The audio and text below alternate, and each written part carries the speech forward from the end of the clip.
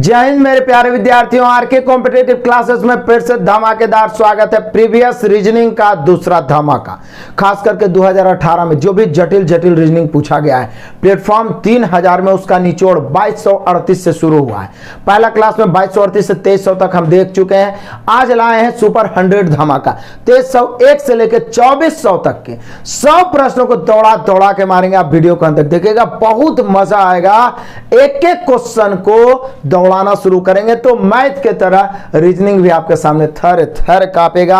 आइए शुरू करते हैं। सुपर 100 एक तरीके से आप कह सकते हैं जितना कम समय में अधिक से अधिक कंटेंट मैं देने का प्रयास करूंगा। वीडियो को अंत तक देखिएगा, बहुत ही मजा आने वाला, एकदम धुआं धुआं कर देंगे। जिनके पास भी बुक नहीं, आप चाहें तो बुक परचेज करके प्रैक्टिस कर सकते हैं, जैसे भी अवेलेबल आप कर लें। क्योंकि प्रीवियस को इग्नोर करिएगा, एग्जाम में पछताना पड़ सकता है।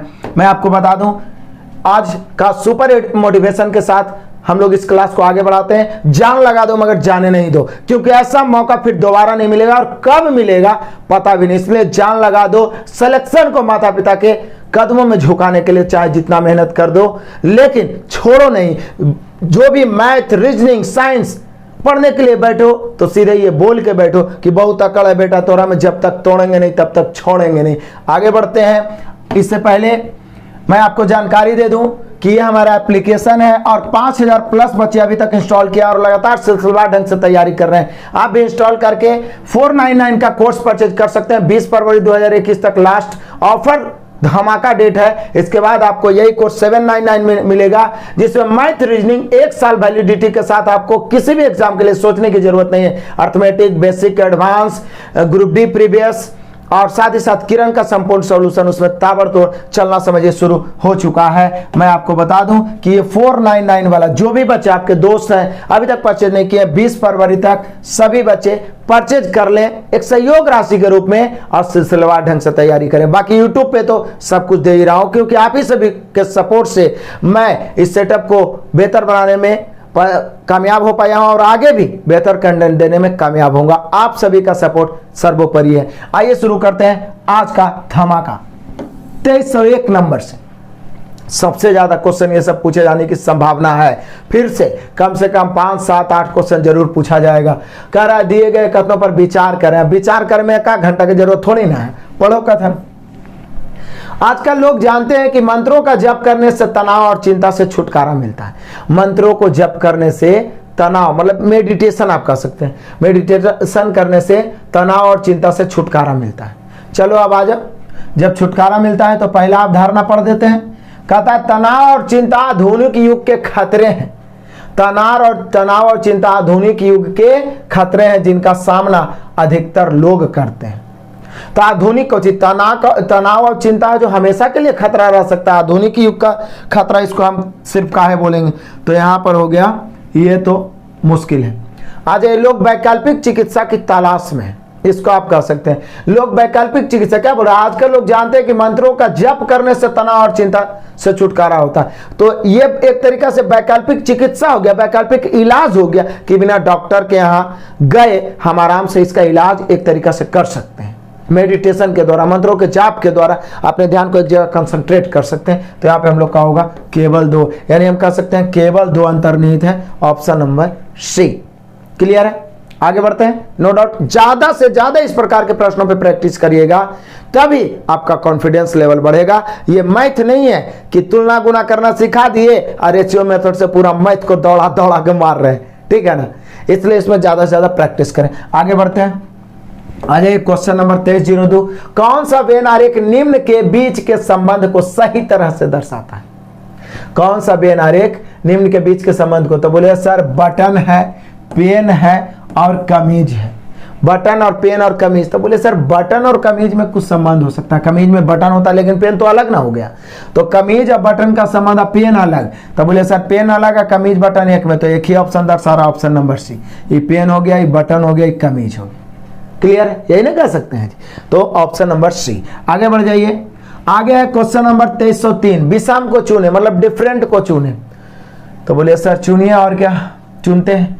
आप ध्यान दीजिएगा, क्लॉक वाइज ही है, ये भी क्लॉक वाइज है, नीचे है, ये भी क्लॉक वाइज है, लेकिन इसको देखिए ये एंटी क्लॉक वाइज है। उल्टा हो गया। तो डिफरेंट कौन हुआ? आकृति डी। आकृति डी किस में दिया है? ऑप्शन ए में। ये भी ध्यान रखना जरूरी है, नहीं तो फंस जाओगे। ठीक है ना, चलो आगे बढ़ जाओ। एकदम तूफान की तरह उड़ाएंगे तो कम से कम समय में अधिक कंटेंट, अधिक पढ़ने का प्रयास करिए। मटुआ की तरह नहीं चलिए भैया, रेस है घोड़ा का, गधा बन के दौड़ोगे। बहुत सारे बच्चे सर थोड़ा स्लो चलिए और बढ़िया से समझाइए, अब आपके पास समय कम है, आप हमारे जो स्पीड है उसी को फॉलो करिए ना, आप में भी स्पीड आ जाएगा, आप भी दौड़िएगा और मैथिली को दौड़ाइएगा। नीचे दिए गए विकल्पों में से उस पैटर्न का चयन करें जो निम्न चित्र पर आकृति मतलब आधारित हो, सेम इसी को। तो बोले कि सर वैसे तो पंचभुज सब में बना हुआ है, लेकिन सेम इसी पर आधारित यदि देखा जाए तो आप गौर से देखोगे तो आपको ये वाला नजर आएगा। इसको आप देखिए, आकृति डी को देखिए, आकृति डी आपको नजर आएगा। देखिए सेम, ये देखिए ये वाला तो है ही है, साथ ही साथ में ई सिर्फ इधर चला गया, ई इधर आ गया। तो बोले सर इसको हम उल्टेंगे तो भी तो ऐसा हो सकता है। हाँ हो सकता है, सेम यही वाला हो सकता है, और कोई देखिएगा तो ज्यादा डिफरेंट हो जाएगा। तो हूबहू मिलता जुलता आकृति डी है, और आकृति डी दर्शा रहा है ऑप्शन नंबर सी। क्लियर, आगे बढ़ जाओ जी। आ जाओ क्वेश्चन नंबर 2305, उड़ा दो। विकल्पों में से उस संख्या का चयन कीजिए जो गणितीय तर्क के आधार पर अन्य संख्याओं से डिफरेंट हो, भिन्न हो। तो बोले सर भिन्न हो तो कैसे कर सकते हैं? तो थोड़ा देख लो। यदि आप गौर से देखोगे तो एक तो 369 हो रहा है, 462 हो रहा है, 571 हो रहा है, 427 हो रहा है। तो आप एक चीज तो छट सकता है कि सर ये सम है, बाकी सब भी सम है। एकदम सबसे पहला एंगल, यदि मान ली दो गो सम रहा था, दो गो भी सम था, फिर अंकों को जोड़ के भी सोच सकते थे, लेकिन समय भी सम पर छट रहा है, यानी हम लोग का आंसर हो गया ऑप्शन नंबर बी। तो ऐसे डिफरेंट हो गया। क्लियर है, आगे बढ़ते हैं। तो बढ़ जाओ, आ जाओ जी। क्वेश्चन नंबर है 2306। सुनील और मनोहर कैरम खेल रहे हैं। अगर सुनील उत्तर पूर्व की ओर देखता है तो उसका प्रतिद्वंदी मनोहर किस दिशा में देखेगा? कमाल की बात करते हैं, हम सभी जानते हैं ये कैरम बोर्ड हो गया। कैरम बोर्ड में लोग यहाँ पे और यहाँ पे रहते हैं। ये डायरेक्शन हो गया, बड़ा ही मजे से बताते हैं, ध्यान से समझिएगा। हम सभी जानते हैं कि मैप में भैया ऊपर उत्तर, नीचे दक्षिण, राइट पूरब, लेफ्ट पश्चिम। ई वाला कोना हो गया उत्तर पूरब या पूर्वोत्तर, ई वाला कोना हो गया दक्षिण पश्चिम या, ठीक है, दक्षिण पश्चिम। ये वाला हो गया दक्षिण पूरब, और ये वाला हो गया उत्तर पश्चिम। उत्तर पश्चिम या पश्चिम उत्तर भी बोल सकते हैं, ठीक है। अब फटाफट सोच लो, कह रहा है क्या? मनोहर कैरम खेल रहा है। अगर सुनील और मनोहर कैरम खेल रहा है, अगर सुनील उत्तर पूरब की ओर देखता है, मतलब सुनील जो है वो किधर देख रहा है? उत्तर पूरब। उत्तर पूरब मतलब सुनील यहां पर रहेगा, सुनील यहां पर रहेगा, तब ना उत्तर पूरब मतलब उधर देखेगा। उत्तर पूरब देखने का मतलब वो दक्षिण पश्चिम में है, सुनील इधर देख रहा है, तो उसका प्रतिद्वंदी मनोहर निश्चित इधर रहेगा, क्योंकि आमने सामने प्रतिद्वंदी होता है। तो मनोहर उधर यानी उत्तर पूरब में है, तो किस दिशा में देखेगा? तो देखेगा दक्षिण पश्चिम, यानी मनोहर किधर देखेगा? दक्षिण पश्चिम। यानी हम लोग का आंसर हो गया भैया ऑप्शन नंबर ए, पूरा कैरम ही बना दिए। Clear, no doubt. आगे बढ़ जाओ फटाफट, आ जाइए क्वेश्चन नंबर 2307 को लपेटते हैं। निम्न श्रृंखला का अगला पद क्या होगा? तो पढ़िए ना जी। ये 2 है और 9 हो गया, 7 बढ़ा, 9 7 16, यहाँ भी 7 बढ़ा, तो 16 में 7 बढ़ाएंगे भैया 23 होगा। अब 23 तो 3 ऑप्शन में है। उसके बाद देखिए आर 18 होता है, 18 और 3 21 होता है, 21 3 24 और 24 3 27 होगा। 27 को हम ए ना लिखेंगे जी, क्योंकि 26 तक तो जेड लिखते हैं, तो 27 को ए लिखेंगे, यानी 23 ए होना चाहिए option number D. No doubt, कहीं पर कोई डाउट की जरूरत ही नहीं है। आगे बढ़ जाइए, तो बढ़ जाइए। कह रहा है क्वेश्चन नंबर 2308, निम्न आकृति में कितने वर्ग हैं? तो गिनो ना भैया कितने वर्ग हैं, मजे से गिनो। पहले ऐसा तो अब रहता नहीं है कि आप केवल ट्रिक से ही बना दो, तो गिनो।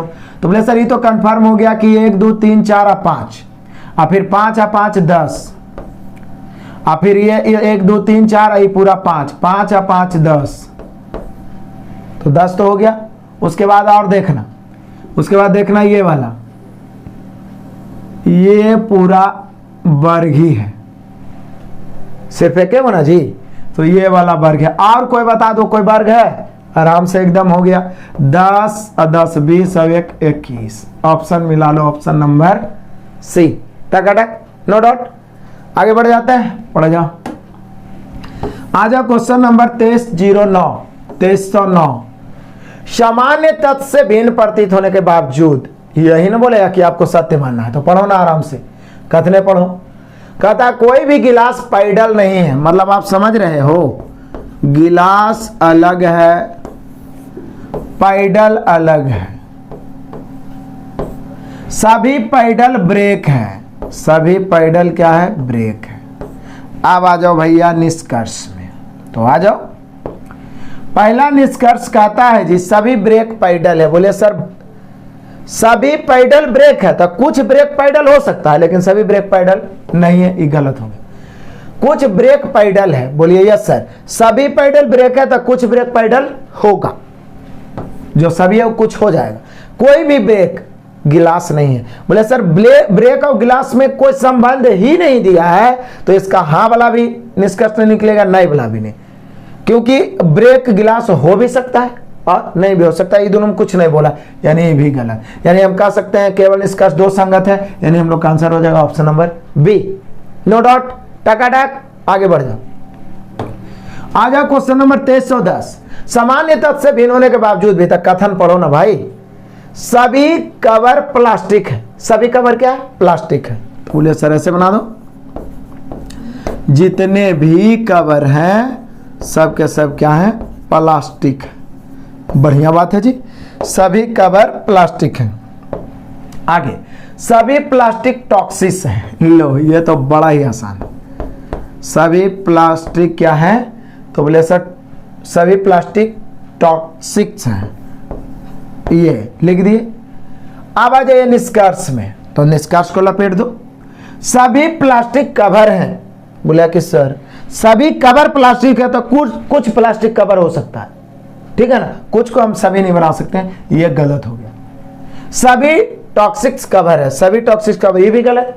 हाँ कुछ टॉक्सिक कवर कर सकते थे, लेकिन यहाँ सभी, दोनों के दोनों गलत, यानी कि कोई भी निष्कर्ष पालन नहीं करता है जी। एकदम lollipop question, option number D. Clear है, आगे बढ़ो। आ जाओ क्वेश्चन नंबर 2311। कौन सा विकल्प निम्नलिखित बेनारेख के आपसी संबंध को व्यक्त करता है? कौन सा बेनारेख निम्नलिखित संबंध के आपसी संबंध को व्यक्त करता है? तो बोले सर टेबल टेनिस कपड़े और लकड़ी है। अब टेबल टेनिस कपड़े और लकड़ी ये तो बिल्कुल अलग अलग है। टेबल टेनिस कपड़े और लकड़ी, ध्यान से देखिएगा तो बोले सर टेबल टेनिस नहीं, टेबल कपड़े और लकड़ी। हालांकि लकड़ी के टेबल हो सकते हैं, यानी टेबल का कुछ भाग लकड़ी हो सकता है, मतलब हम टेबल का कुछ भाग, मतलब टेबल को जरूर नहीं कि सिर्फ लकड़ी का हो, लेकिन कुछ टेबल लकड़ी हो सकता है। और ये कपड़ा तो अलग है, तो बोले सर ऐसा है, तो ऑप्शन नंबर डी। ये टेबल और लकड़ी में कुछ संबंध हो सकता है, लेकिन सब टेबल लकड़ी का नहीं होता, लोहा का भी होता है और अलग अलग चीज का होता है फर्नीचर, लेकिन हाँ लकड़ी का भी हो सकता है। तो ये वाला सही हो जाएगा, ऑप्शन नंबर डी। आराम से रिलैक्स होकर सोचना। आगे बढ़ जाओ। आ जाओ क्वेश्चन नंबर 2312। कौन सा विकल्प ची प्रश्न ची के साथ निकटतम समानता, मतलब लगभग सेम मिलता जुलता है? तो बोले सर ये तो साफ क्लियर है कि निकटतम मिलता जुलता तो आकृति डी लग रहा है, बाकी सब काफी डिफरेंट हो जाएगा इससे। सबसे मिलता जुलता आपको डी ही लगेगा, तो डी हो गया। लेकिन डी किस ऑप्शन में है? तो बोले सर डी दर्शाया है ऑप्शन नंबर बी में। आंसर मारते समय ध्यान देना। क्लियर? दे दनादन। यदि कहिए तो और कम स्पीड रखेंगे, कोई दिक्कत नहीं, कमेंट आप कर सकते हैं। आगे बढ़ जाइए। आइए क्वेश्चन नंबर 2313। निम्न श्रृंखला में अगली संख्या क्या है भाई? तो देख लो अगली संख्या क्या है, मजेदार है। बोलिए सर 16 2 18 18 4 22 22 2 24 24 4 28 28 2 30 30 4 34, यानी ऑप्शन नंबर है चुटकियों में। ठीक है, पहले 2 4 2 4 ऐसे करके बढ़ रहा है। नेक्स्ट क्वेश्चन आ जाओ। आ जाओ क्वेश्चन नंबर 2314 लपेट देते हैं। यदि किसी कूट भाषा में कॉक को DPDL लिखा जाए, तो उसी भाषा में हेन को क्या लिखेंगे? तो बोले सर CD एक बढ़ा, OP एक बढ़ा, CD एक बढ़ा, KL एक बढ़ा, तो आप बढ़ाओ ना हेन को। H तो I, E है भैया तो F, और N है तो O, IFO, option number B. कोई दिक्कत ही नहीं है, बड़ा सिंपल है। आ जाओ आगे बढ़ो। आ जाओ क्वेश्चन नंबर 2315। यदि दक्षिण पश्चिम पूरब होगा तो उत्तर क्या होगा? कमाल करते हैं। पीछे भी ऐसा क्वेश्चन बताए थे। दक्षिण पश्चिम हम सभी जानते हैं, उत्तर होता है, ये दक्षिण होता है, ये पूरब होता है, ये पश्चिम होता है, ये दक्षिण पश्चिम है। ये देख लो, सिंपल, मैं लिख भी देता हूँ सबका। पीछे वो बहुत सेम क्वेश्चन मैंने बताया था, और सेम क्वेश्चन दोहराता भी है एग्जाम में। ये उत्तर पूरब हो गया भैया, ये दक्षिण पूरब हो गया, ये क्या हो गया, ये दक्षिण पश्चिम हो गया जी, और ये उत्तर पश्चिम हो गया। तो हम लोग से बोला क्या जा रहा है, तो बोले सर हम लोग से बोला जा रहा है कि दक्षिण है जो दक्षिण पूरब हो गया, तो दक्षिण ऐसे है, दक्षिण है जो दक्षिण पूरब, मतलब इधर एंटी क्लॉकवाइज एक घर घूम गया, तो दक्षिण जो है दक्षिण पूरब हो गया। तो बोला उत्तर क्या होगा, तो बोले सर उत्तर को भी एंटी क्लॉकवाइज एक घर घुमा दो, तो उत्तर जो है उत्तर पश्चिम हो जाएगा। जैसे ही घुमा है वैसे ही घूमेगा, एक घर घुमा इधर तो एक घर इधर घूमेगा, ठीक है। तो हम लोग का आंसर होगा उत्तर पश्चिम। उत्तर पश्चिम है भैया option number A, no doubt. आप क्वेश्चन नहीं छूटेगा ऐसा वाला। आप लगातार प्रैक्टिस करें, 2-2,500 क्वेश्चन का हम लोग दौड़ा दौड़ा के मारेंगे एग्जाम के पहले। एक एक रीजनिंग एग्जाम में आपके सामने थर थर कांपेगा कि इसके सामने घुटने टेक दो, मेरा बाप आ गया, एकदम दौड़ा दौड़ा के मारेंगे। आगे बढ़िए, आ जाओ क्वेश्चन नंबर 23-16। यदि प्लस का अर्थ भागा, तो दिक्कत क्या है, प्लस का अर्थ भागा है ना जी, तो कर दो। पहले हम लिख देते हैं, यहाँ पे 80 है, 20 है, 5 है, 12 है, 92 है। अब चलो क्या बोल क्या रहा है, तो बोल रहा है प्लस का अर्थ भागा, प्लस का अर्थ भागा। तो प्लस कहां पर है, तो बोले सर प्लस 80-20 के बीच में है, तो भागा। भागा का अर्थ माइनस, तो भागा का अर्थ क्या बोला, माइनस। 20 और 5 के बीच में तो है, माइनस कर देते हैं। माइनस का अर्थ है गुना, यहाँ पे माइनस है, 5 और 12 के बीच तो यहाँ गुना कर देते हैं। और गुना का अर्थ है प्लस, तो यहाँ पे प्लस करते हैं। बचपन से पढ़ते आ रहे हैं बोर्ड मास का नियम, पहले भाग उसके बाद गुना फिर जोड़ घटाओ। तो भाग दे दो, भाग दे दो, टकाटक काट दो, कहीं पर से कोई मना करने थोड़ी ना जा रहा है, काट दो पहले भाग। तो भाग देंगे 20 चौका 80, इधर गुना करेंगे 12-5 60। क्लियर। ये 92 है भैया प्लस में, ये 60 है माइनस में, घट के बच जाएगा 32। ये 32 बच गया, 32 बच गया। और ये कितना है, तो बोले सर ये 4 प्लस में आया है, तो 32 और 4 कितना होगा जी, 36। नो डाउट, कैलकुलेशन में डरने की कोई जरूरत ही नहीं है। सी हो गया ऑप्शन नंबर। क्लियर। एक को भी नहीं बकसने वाले हैं, बस इतना ध्यान रखना। आगे बढ़ जाओ, नेक्स्ट क्वेश्चन। चलो आ जाओ क्वेश्चन नंबर 23-17। लपेट दो। डायरेक्शन का आध्या नाम है। 500 मीटर उत्तर की ओर चलती है और बाएं मुड़ जाती है, 200 मीटर चलती है। वह अपनी प्रारंभिक अवस्था के संबंध में किस दिशा में है। तो वैसे दिक्कत क्या है, मान लिया यहाँ पर आध्या है, इसका प्रारंभिक स्थान यह हो गया, ठीक है। ये क्या बोल रहे, 500 मीटर उत्तर चलती है, चलो 500 मीटर उत्तर चली, नो डाउट उत्तर मतलब ऊपर। बाएं मुड़ती है तो ऊपर जा रही है, तो बाएं इधर होगी। और कितना चली, 250 मीटर चली इधर, तो यहाँ पर आ गई। ये हो गया अंत बिंदु। तो प्रारंभ बिंदु, अंत बिंदु। अब यदि बढ़िया से गौर से देखा जाए तो है कहाँ पर, तो बोले सर प्रारंभिक स्थान से थोड़ा ऊपर है, चूंकि ऊपर है और लेफ्ट है, तो ऊपर है और लेफ्ट है, तो ऊपर मतलब उत्तर और लेफ्ट मतलब पश्चिम, यानी ये किस दिशा में है, तो बोले सर उत्तर पश्चिम दिशा या पश्चिम उत्तर। तो उत्तर पश्चिम दिशा में। अब पूछ क्या रहा है, वह अपनी प्रारंभिक अवस्था के संबंध में किस दिशा में है, प्रारंभिक अवस्था के संबंध में किस दिशा में है, तो बोले सर उत्तर। प्रारंभिक से देखा जाए तो उत्तर है और पश्चिम है, उत्तर पश्चिम, यानी हम लोग का आंसर हो जाएगा option number C. No doubt. Clear. आगे बढ़े, आ जाओ क्वेश्चन नंबर 23-18। निम्न प्रश्न को पढ़ें, तो पढ़ो बढ़िया से, निर्णय ले। अब निर्णय ले में घंटा की जरूरत थोड़ी ना है, सेकंडों में काम चल जाएगा। प्रश्न का उत्तर देने के लिए कौन से समीकरण पर्याप्त है, इसी को बोलते हैं डाटा सफिशियंसी, आंकड़ों की पर्याप्तता। एक्स का मान क्या है, एक्स का मान निकालना नहीं बल्कि इसका मान निकालने के लिए कौन कौन समीकरण जरूरत है। तो पहला तो बोलिए कि sir P plus Q plus R की क्या जरूरत है, तो इसी से निकल जाएगा। उन्होंने मैं क्या सी -9 कर देंगे 2 बार, -9 तो x बराबर 9 हो जाएगा। तो इसमें दूसरा क्या जरूरत है, केवल पहला से x का मान निकल जाएगा। p plus Q plus R बराबर 0 क्या करने की जरूरत है, ठीक है ना। यानी हम कह सकते हैं कि केवल एक पर्याप्त है, केवल एक पर्याप्त है, यानी option number D. No doubt, आंकड़ों की पर्याप्तता, डाटा सफिशियंसी जरूर पूछेगा 1 से 2 क्वेश्चन। आगे बढ़िए, आ जाओ क्वेश्चन नंबर 23-19। विषम का पता करें, तो बोले सर ये तो इस प्रकार से हो गया, क्लॉकवाइज ही है, ये भी क्लॉकवाइज ही है, ये भी समझ जाइए क्लॉकवाइज ही है, ठीक है ना। इस प्रकार से ऐसे राउंड कर रहा है, लेकिन इसको आप देखिएगा तो ये एंटी क्लॉकवाइज है। सबसे डिफरेंट हो गया आकृति डी। आकृति डी है भैया ऑप्शन ए, ये भी ध्यान रखना, नहीं तो डी देखे डी पर क्लिक कर दी, गलत बात है, ऑप्शन भी। आगे बढ़ते हैं, चलो आ जाओ क्वेश्चन नंबर 23-20। मजा है, मजा है। क्या बोला, नीचे के कथन और उसके बाद दी गई अवधारणा को अध्ययन करिए। तो कथन पढ़िए।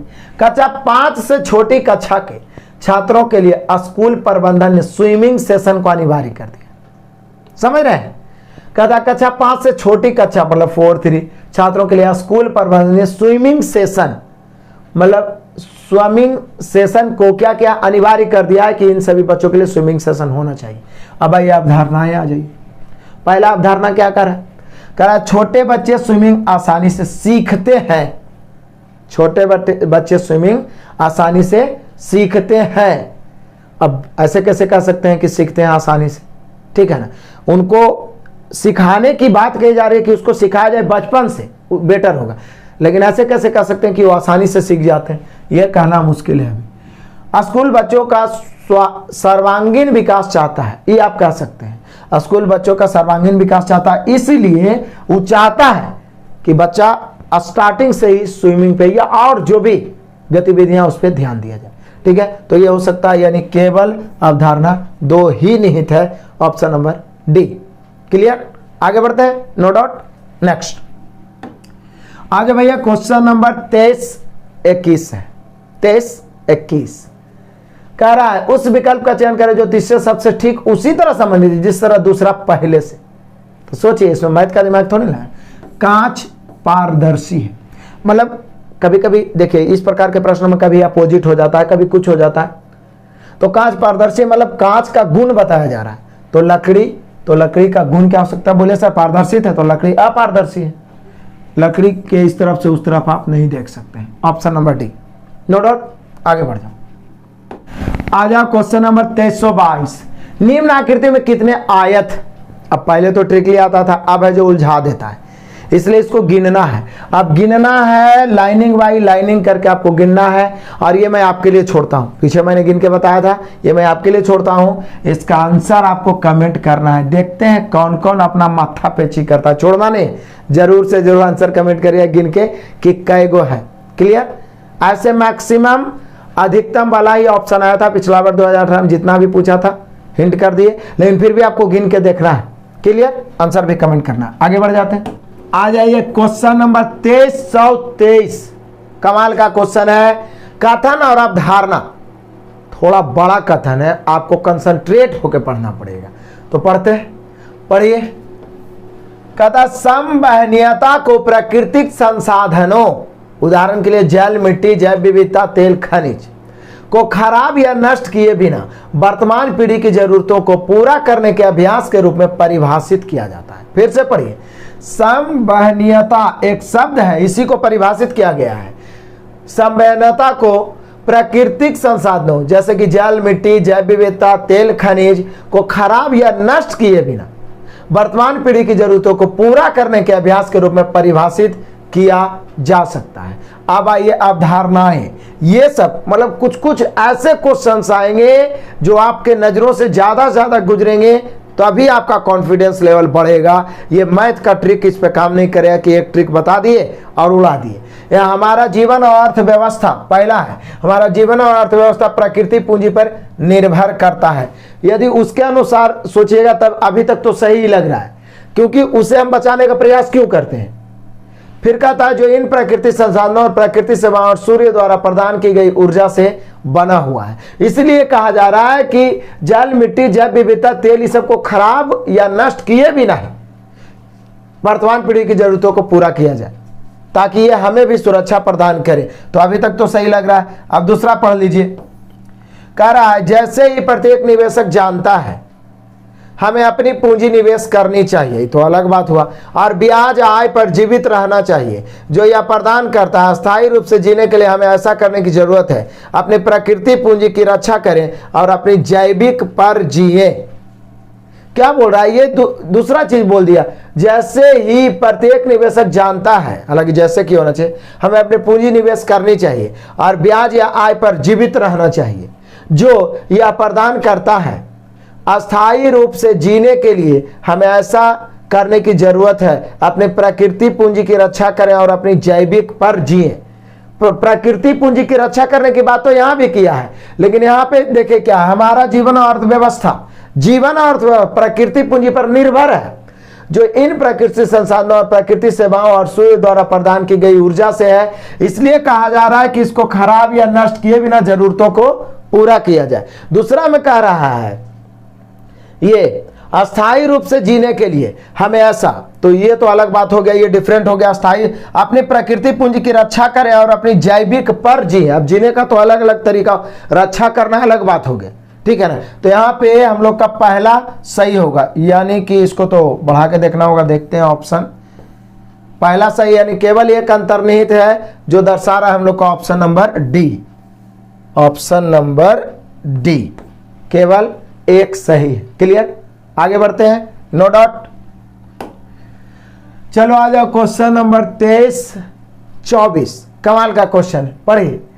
प्रश्न आकृति का निर्माण करने के लिए निम्नलिखित में से कौन सी विकल्प आकृतियों का संयोजन किया गया है?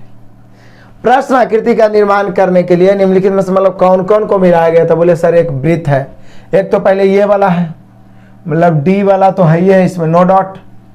वृत्त है और ये वाला है, मतलब ये तीनों तो दिख ही रहा है, कम से कम ये तीनों देख लीजिए। सॉरी ये नहीं होगा, ये नहीं होगा, ये वाला हो गया, एक ये वाला है और ये वाला है।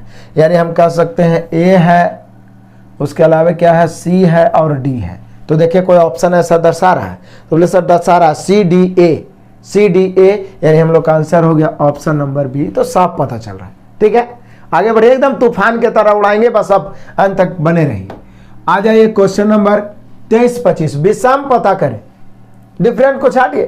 तो देखिए सब में तो एरो ही है, लेकिन आप ए बी और सी देखिए मिसप्रिंट हो गया है, ए है, आकृति ए है, बी है, सी है और डी है। आप डी को देखिए, दो है जो पैरेलल है, बाकी सब एक दूसरे को प्रतिच्छेद कर रहा है, यानी कि दो रेखा यहां पर क्या है, पैरेलल है, तो आकृति डी होगा। लेकिन आकृति डी है कहां? ऑप्शन नंबर बी में, नो डाउट। ऐसे आंसर मारते समय भी ध्यान रखना है, नहीं तो कंफ्यूजन हो जाएगा। चलो आगे बढ़ो, आगे बढ़ते जाओ, फटाफट लपेटते जाओ सबको। देखिए कैलकुलेशन वाला आ गया, इसको तो इग्नोर बिल्कुल नहीं करेंगे। प्लस का अर्थ माइनस, पहले हम 36 है, उसके बाद 6 है, 36 है, 6 है, ब्रैकेट है, फिर 6 है, यहाँ पे मंझोली ब्रैकेट है, चिन्ह भी नहीं दे रहे, फिर क्या है, बड़ा, इसका मान निकालना है। तो दिक्कत क्या है, चिन्ह बदलो। प्लस का अर्थ है भागा, तो प्लस है कहाँ पर है, तो बोले सर 36 और प्लस है, तो यहाँ पर भागा होगा। फिर यहाँ पर भी प्लस है, तो यहाँ पर भागा होगा। और उसके बाद में ब्रैकेट के बाहर क्या है, गुना। गुना का अर्थ है प्लस, आप कुछ दिया ही नहीं, गुना का अर्थ क्या है, प्लस, तो यहाँ पर हो जाएगा प्लस। क्लियर। अब भैया कैलकुलेट कर दो, नो डाउट कैलकुलेट करते हैं। 6 छक 36, पहले ब्रैकेट वाला काम होगा, 6 का 6, ये बच गया 1, ये बच गया 12, 12 1 13, हम लोग का आंसर हो गया option number C, no doubt. Calculation तो बिल्कुल नहीं छोड़ना, इजी से इजी, हार्ड से हार्ड, सबको दौड़ा दौड़ा के मारेंगे, तभी आपका कॉन्फिडेंस बढ़ेगा।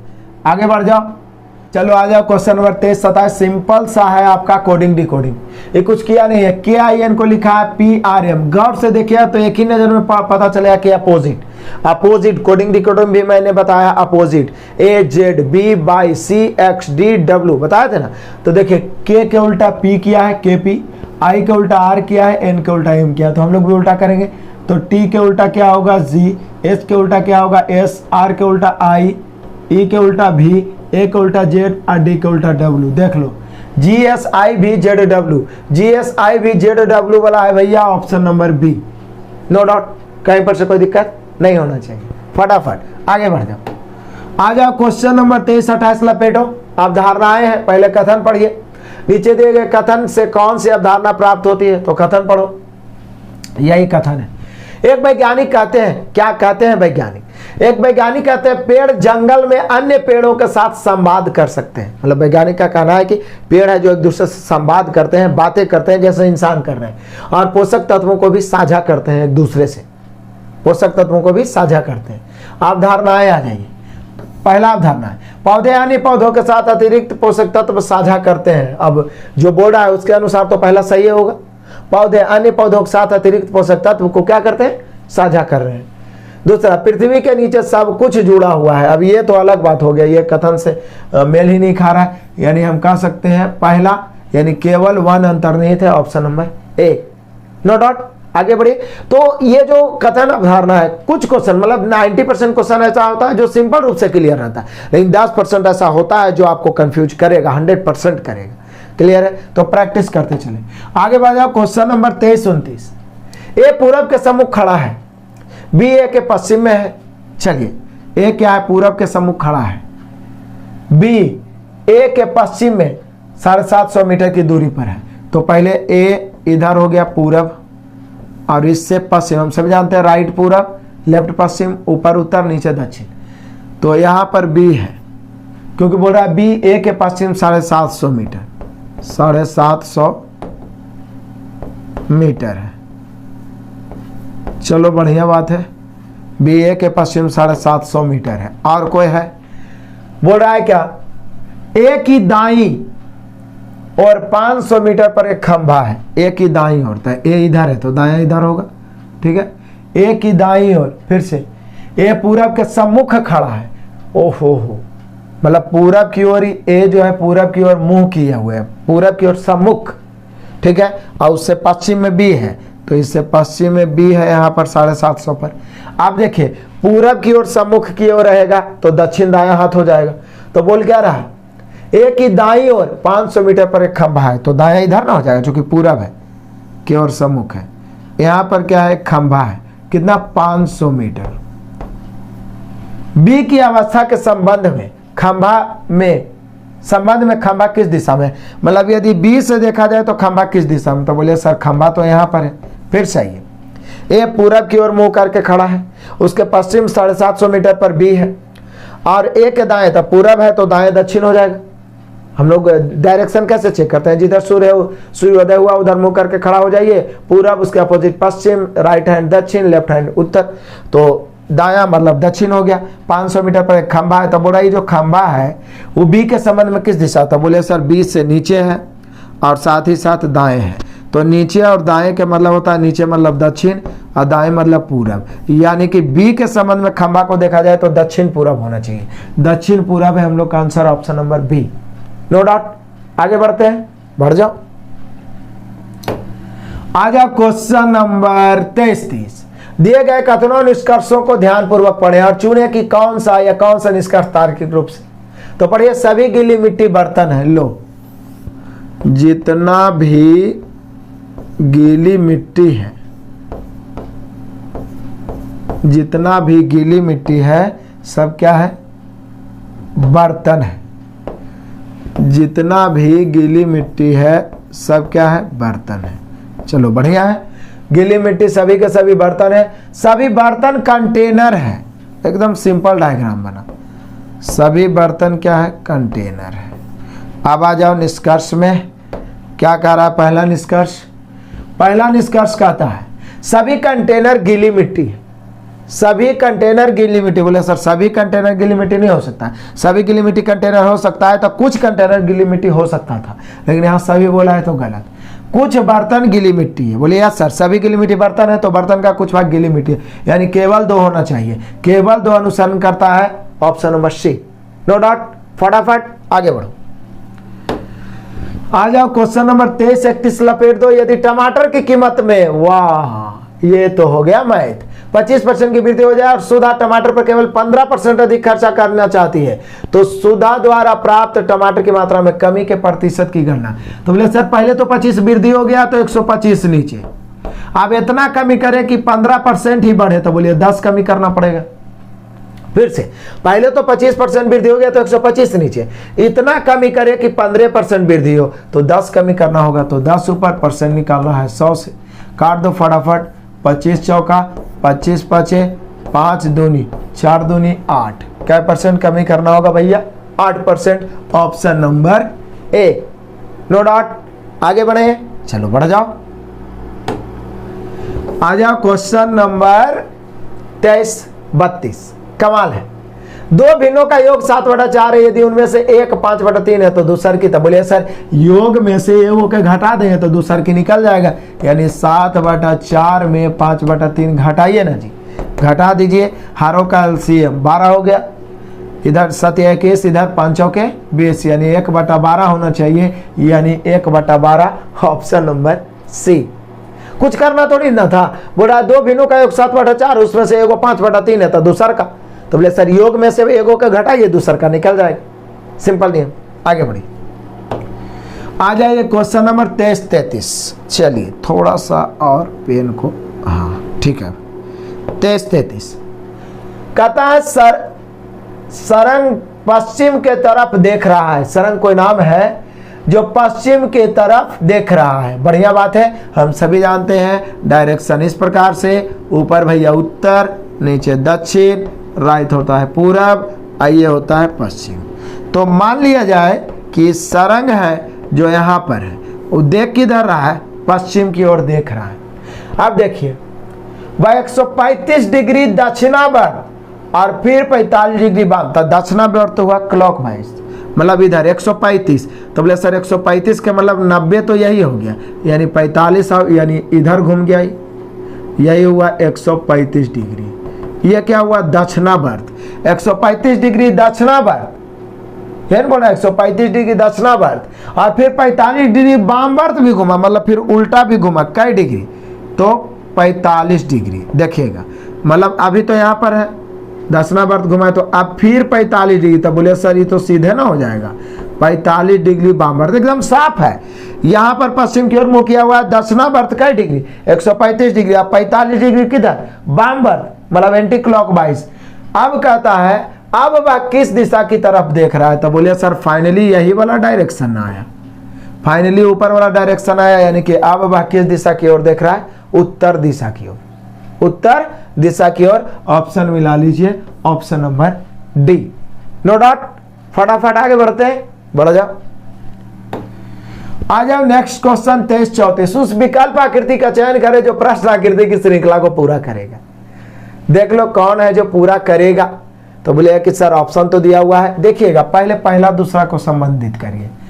तो ये किया कुछ नहीं है, ऐसे घूम गया है, जैसे ये एरो बना हुआ ऐसे ही घूम गया, ऐसे घुमा है तो ये इधर चला आया है, ये उल्टा का इधर हो गया, ठीक है ना, ऐसे घूम गया, तो ऐसे घूम गया है, तो बोले सर ये भी तो पुनः ऐसे घूम जाएगा, तो ये ऐसे घूमेगा तो उधर के क्रॉस बन जाएगा, मतलब इस प्रकार से बन जाएगा, और ये जो है इधर यदि घूमता है तो ये इधर का बन जाएगा आपका इस प्रकार से।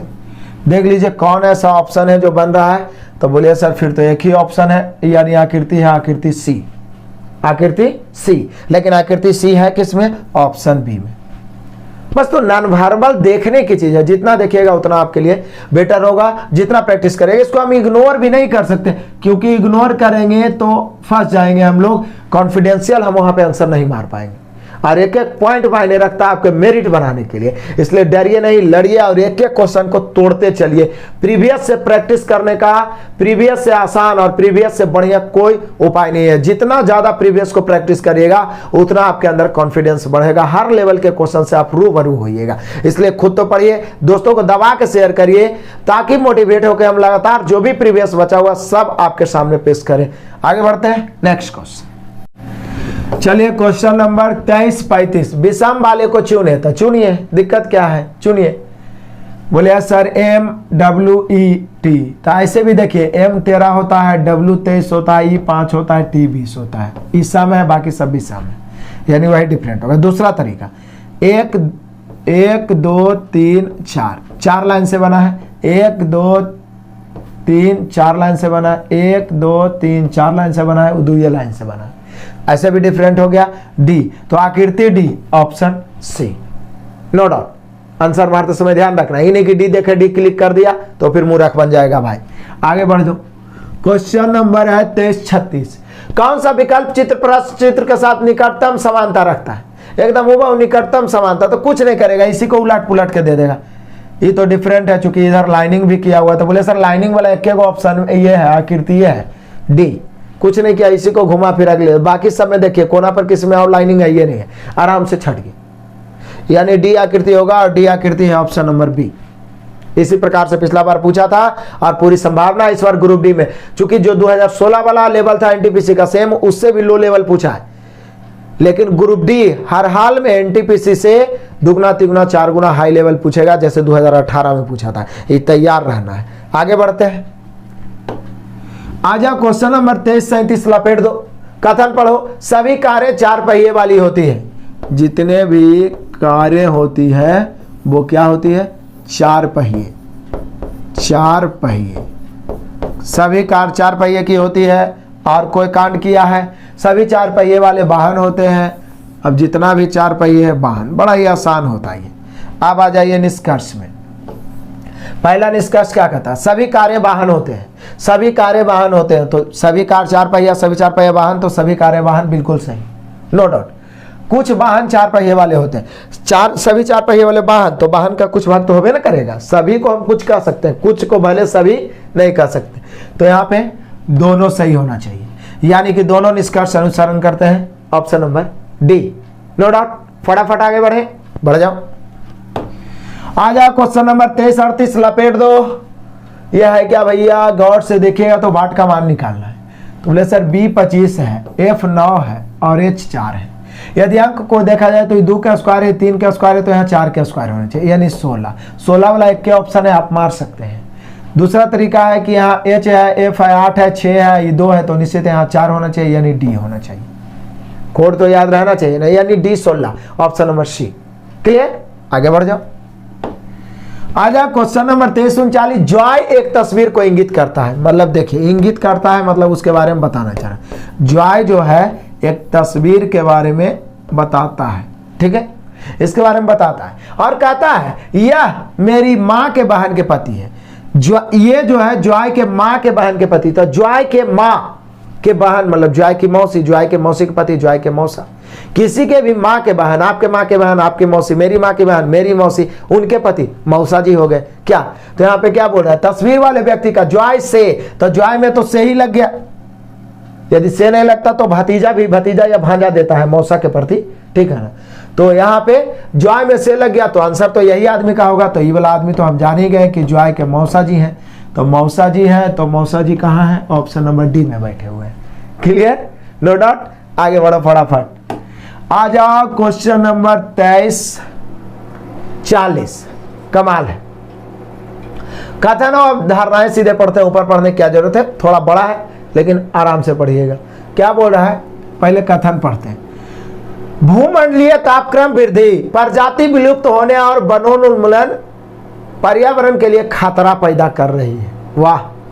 कहता भूमंडलीय तापक्रम वृद्धि मतलब जो ग्लोबल वार्मिंग जो आप कह सकते हैं, जो बढ़ रहा है, प्रजाति विलुप्त होते जा रहे हैं जो तापमान को सहन नहीं कर पा रहे, और वनोन्मूलन पर्यावरण के लिए खतरा पैदा कर रही है, ग्लोबल वार्मिंग। अब धारणा यही, जितना अधिक हम अपने पर्यावरण का शोषण और पदच्युत करेंगे, उतना ही अधिक परिस्थिति की असंतुलन हम बनाते हैं, अंततः मानव जीवन के अस्तित्व को संकट में डाल सकते हैं। बिल्कुल सही होना चाहिए, क्योंकि इसी कारण बहुत सारे जीव विलुप्त हो रहे हैं, और इसी प्रकार से बढ़ता रहा तो कोई दिन मानव जीवन भी लुप्त होने लगेगा।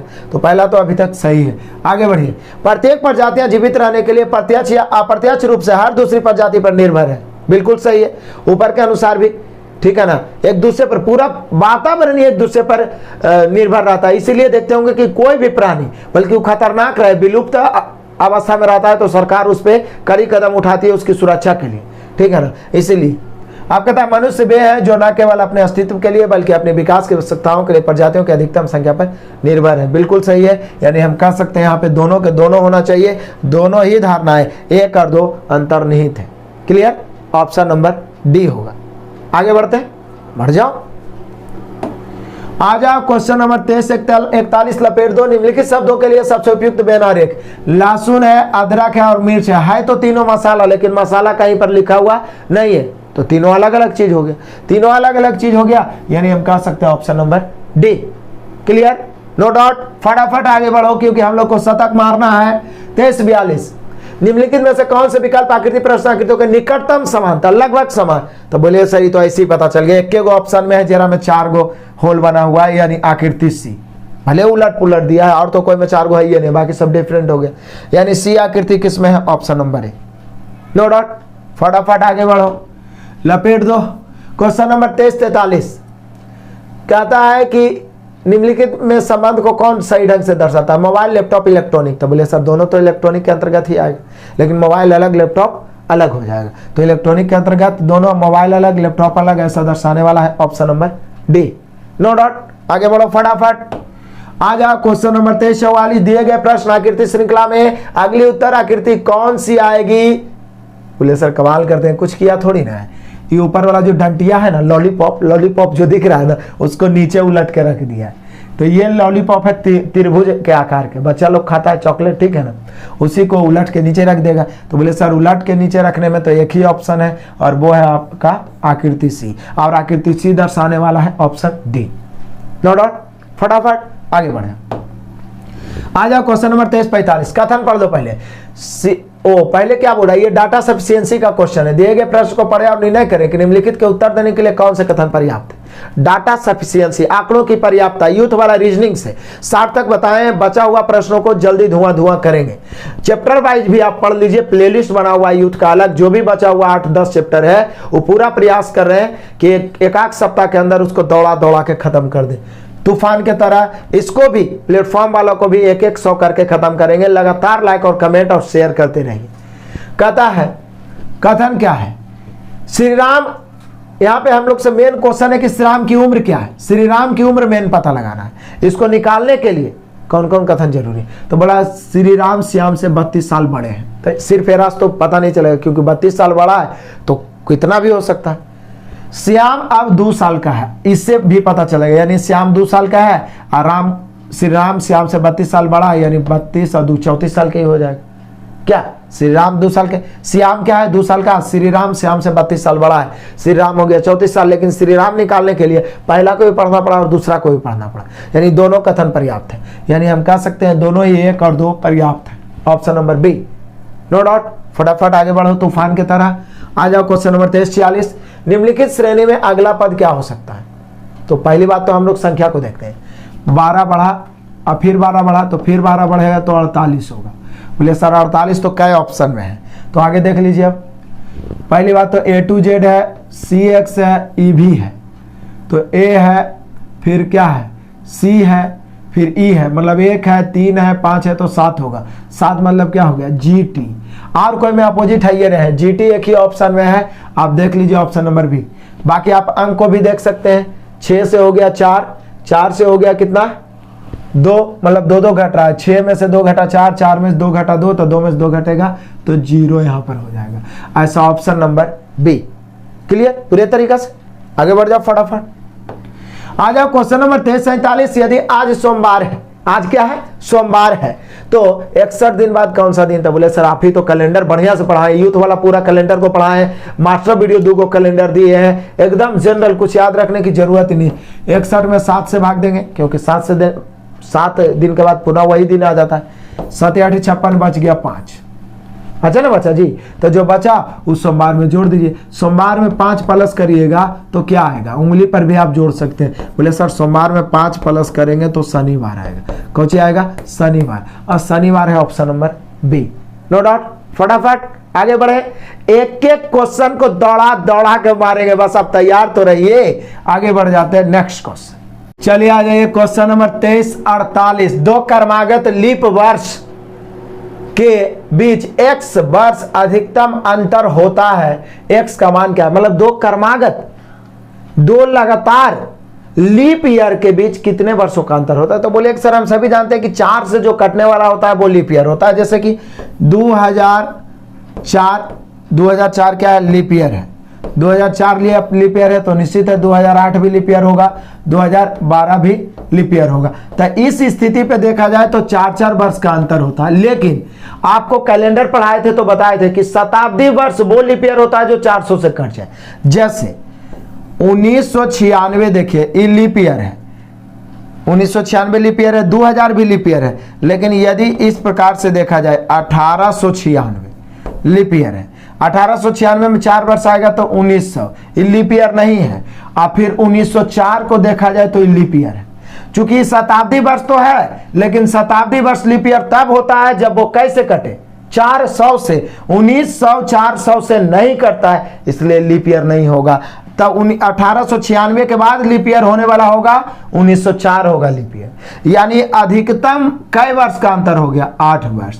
यानी 2 क्रमागत 2 लगातार लीप वर्षों में अधिकतम अंतर, जनरली अंतर तो 4 वर्ष का होता है, लेकिन अधिकतम अंतर कई वर्ष का होता है, 8 वर्ष का होता है। क्लियर? तो यहां पे हम लोग का आंसर हो गया भैया option number B. No doubt, फटाफट आगे बढ़ो। आ जाओ क्वेश्चन नंबर 2349। दर्पण रखल है, चेहरा देख लो फटाफट। क्या होगा दर्पण में? कुछ नहीं, पार्श्व उल्टा होता है, लेफ्ट राइट राइट लेफ्ट। मतलब सर बोलिए कि सर ये वाला गोला इधर आ जाएगा, ये त्रिभुज इधर आ जाएगा, ये इस प्रकार से। ऐसा तो फिर एक ही ऑप्शन दिखा रहा है, एक ही आकृति, आकृति भी। ये वाला प्रिंटिंग वैसे हुआ है कि पूरे ब्लैक हो गया, और किसी में इधर वाला फुल कलर है ही नहीं। क्लियर? तो आकृति भी होगा और आकृति भी है भैया option number C. No doubt, फटाफट आगे बढ़ते हैं, बढ़ जाओ।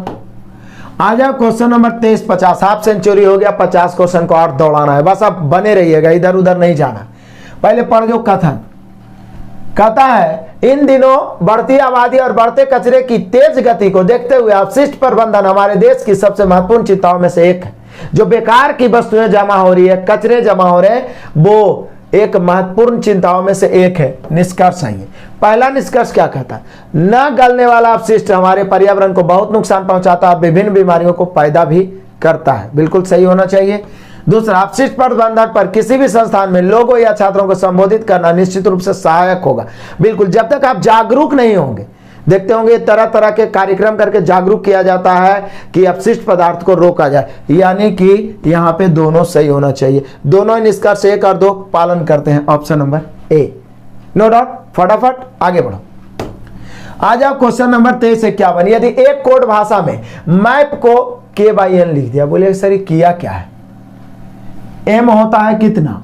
13 में से 2 गया 11। a को हम 27 भी बोल सकते हैं, चूंकि z 26 होता है, तो 2 घट गया है, 25 हो गया।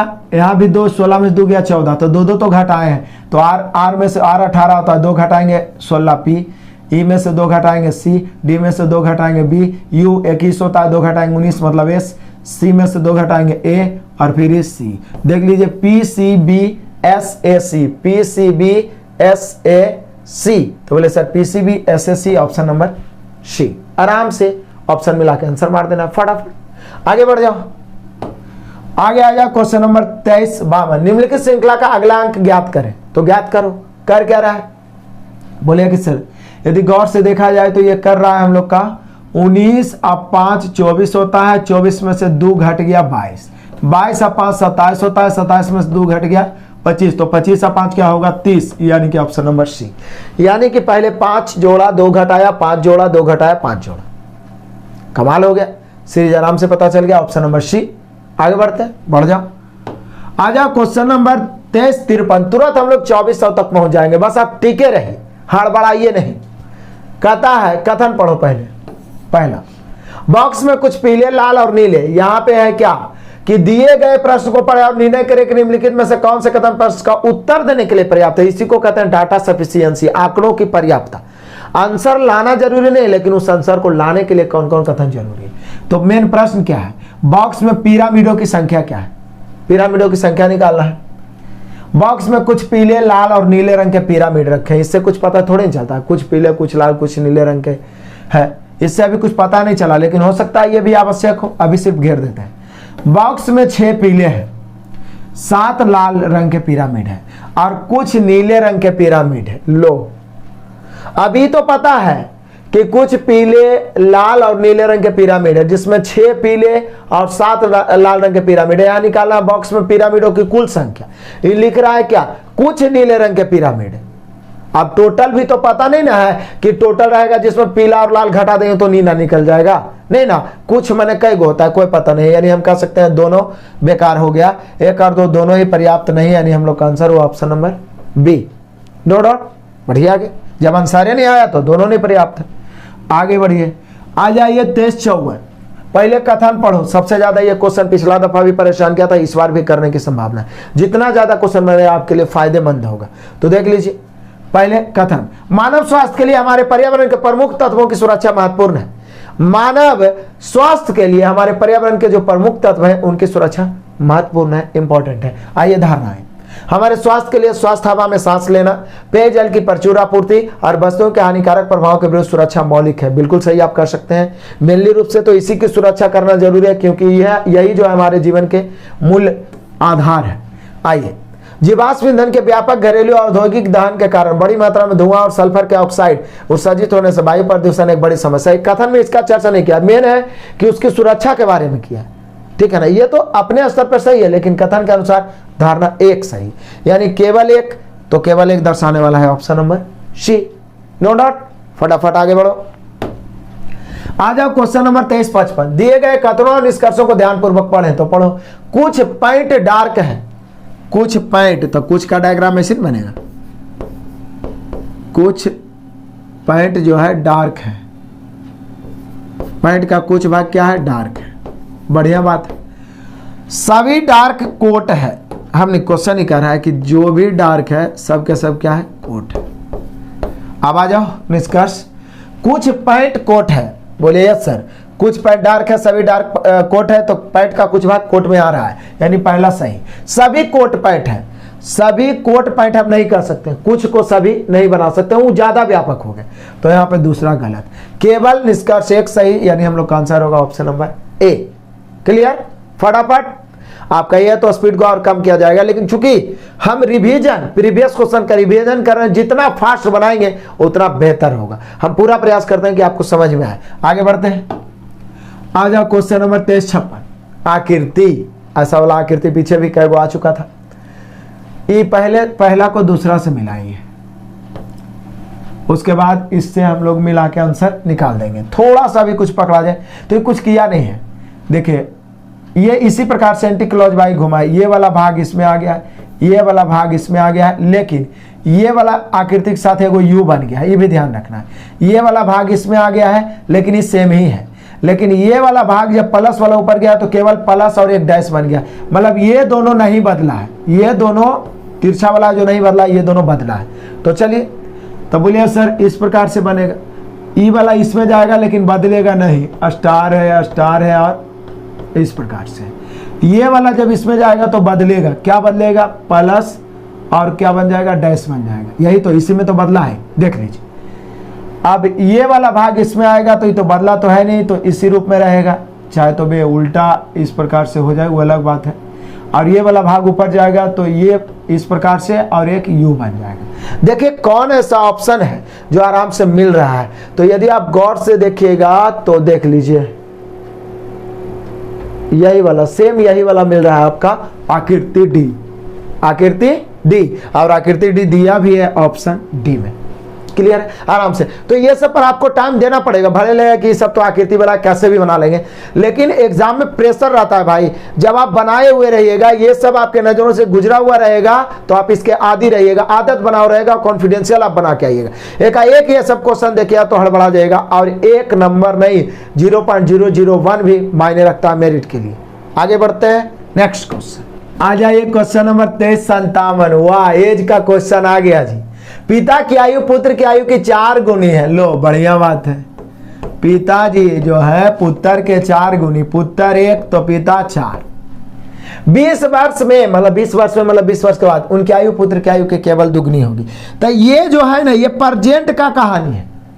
आप 20 वर्ष में मतलब 20 वर्ष के बाद दुगनी 1 2। बोले सर ये सब क्वेश्चन तो लॉलीपॉप है, बना के तो धुआं कर दिए। ये सब अंतर से हम करना है, 4 है, 1 है, 3 का अंतर, 2 है, 1 का अंतर, ऊपर 1 से और नीचे कैसे 3 से, नीचे का अंतर से ऊपर, ऊपर का अंतर से नीचे, सेम हो गया। देखिए ना, 4 1, 3 का अंतर, 3 दूनी 6, 3 1 3, 3 का अंतर।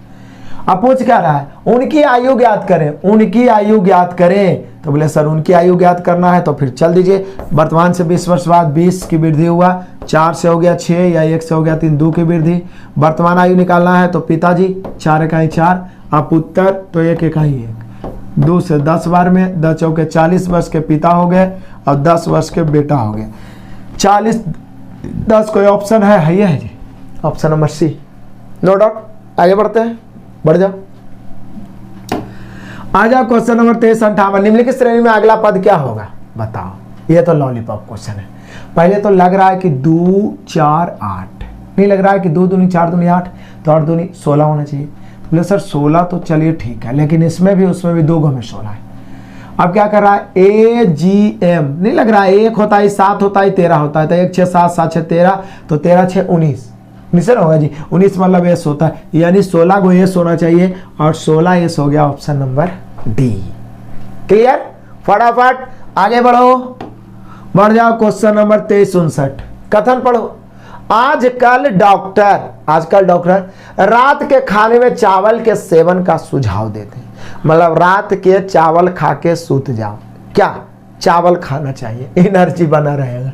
अब इसके पीछे आप धारणा क्या हो सकता है, आजकल डॉक्टर रात के खाने में चावल के सेवन का सुझाव देते हैं। पहला, देर रात के भोजन से शरीर में अधिक टॉक्सिन का निर्माण होता है, क्योंकि भोजन लंबे समय तक अपापचित रहता है। ये तो अलग बात हो गया, ये ऊपर वाला कथन से थोड़ी ना, वो तो अलग बात होगा कि देर रात के खाने की बात है, भोजन कौन भोजन की चर्चा थोड़ी ना हुआ है, तो ये तो गलत हो गया।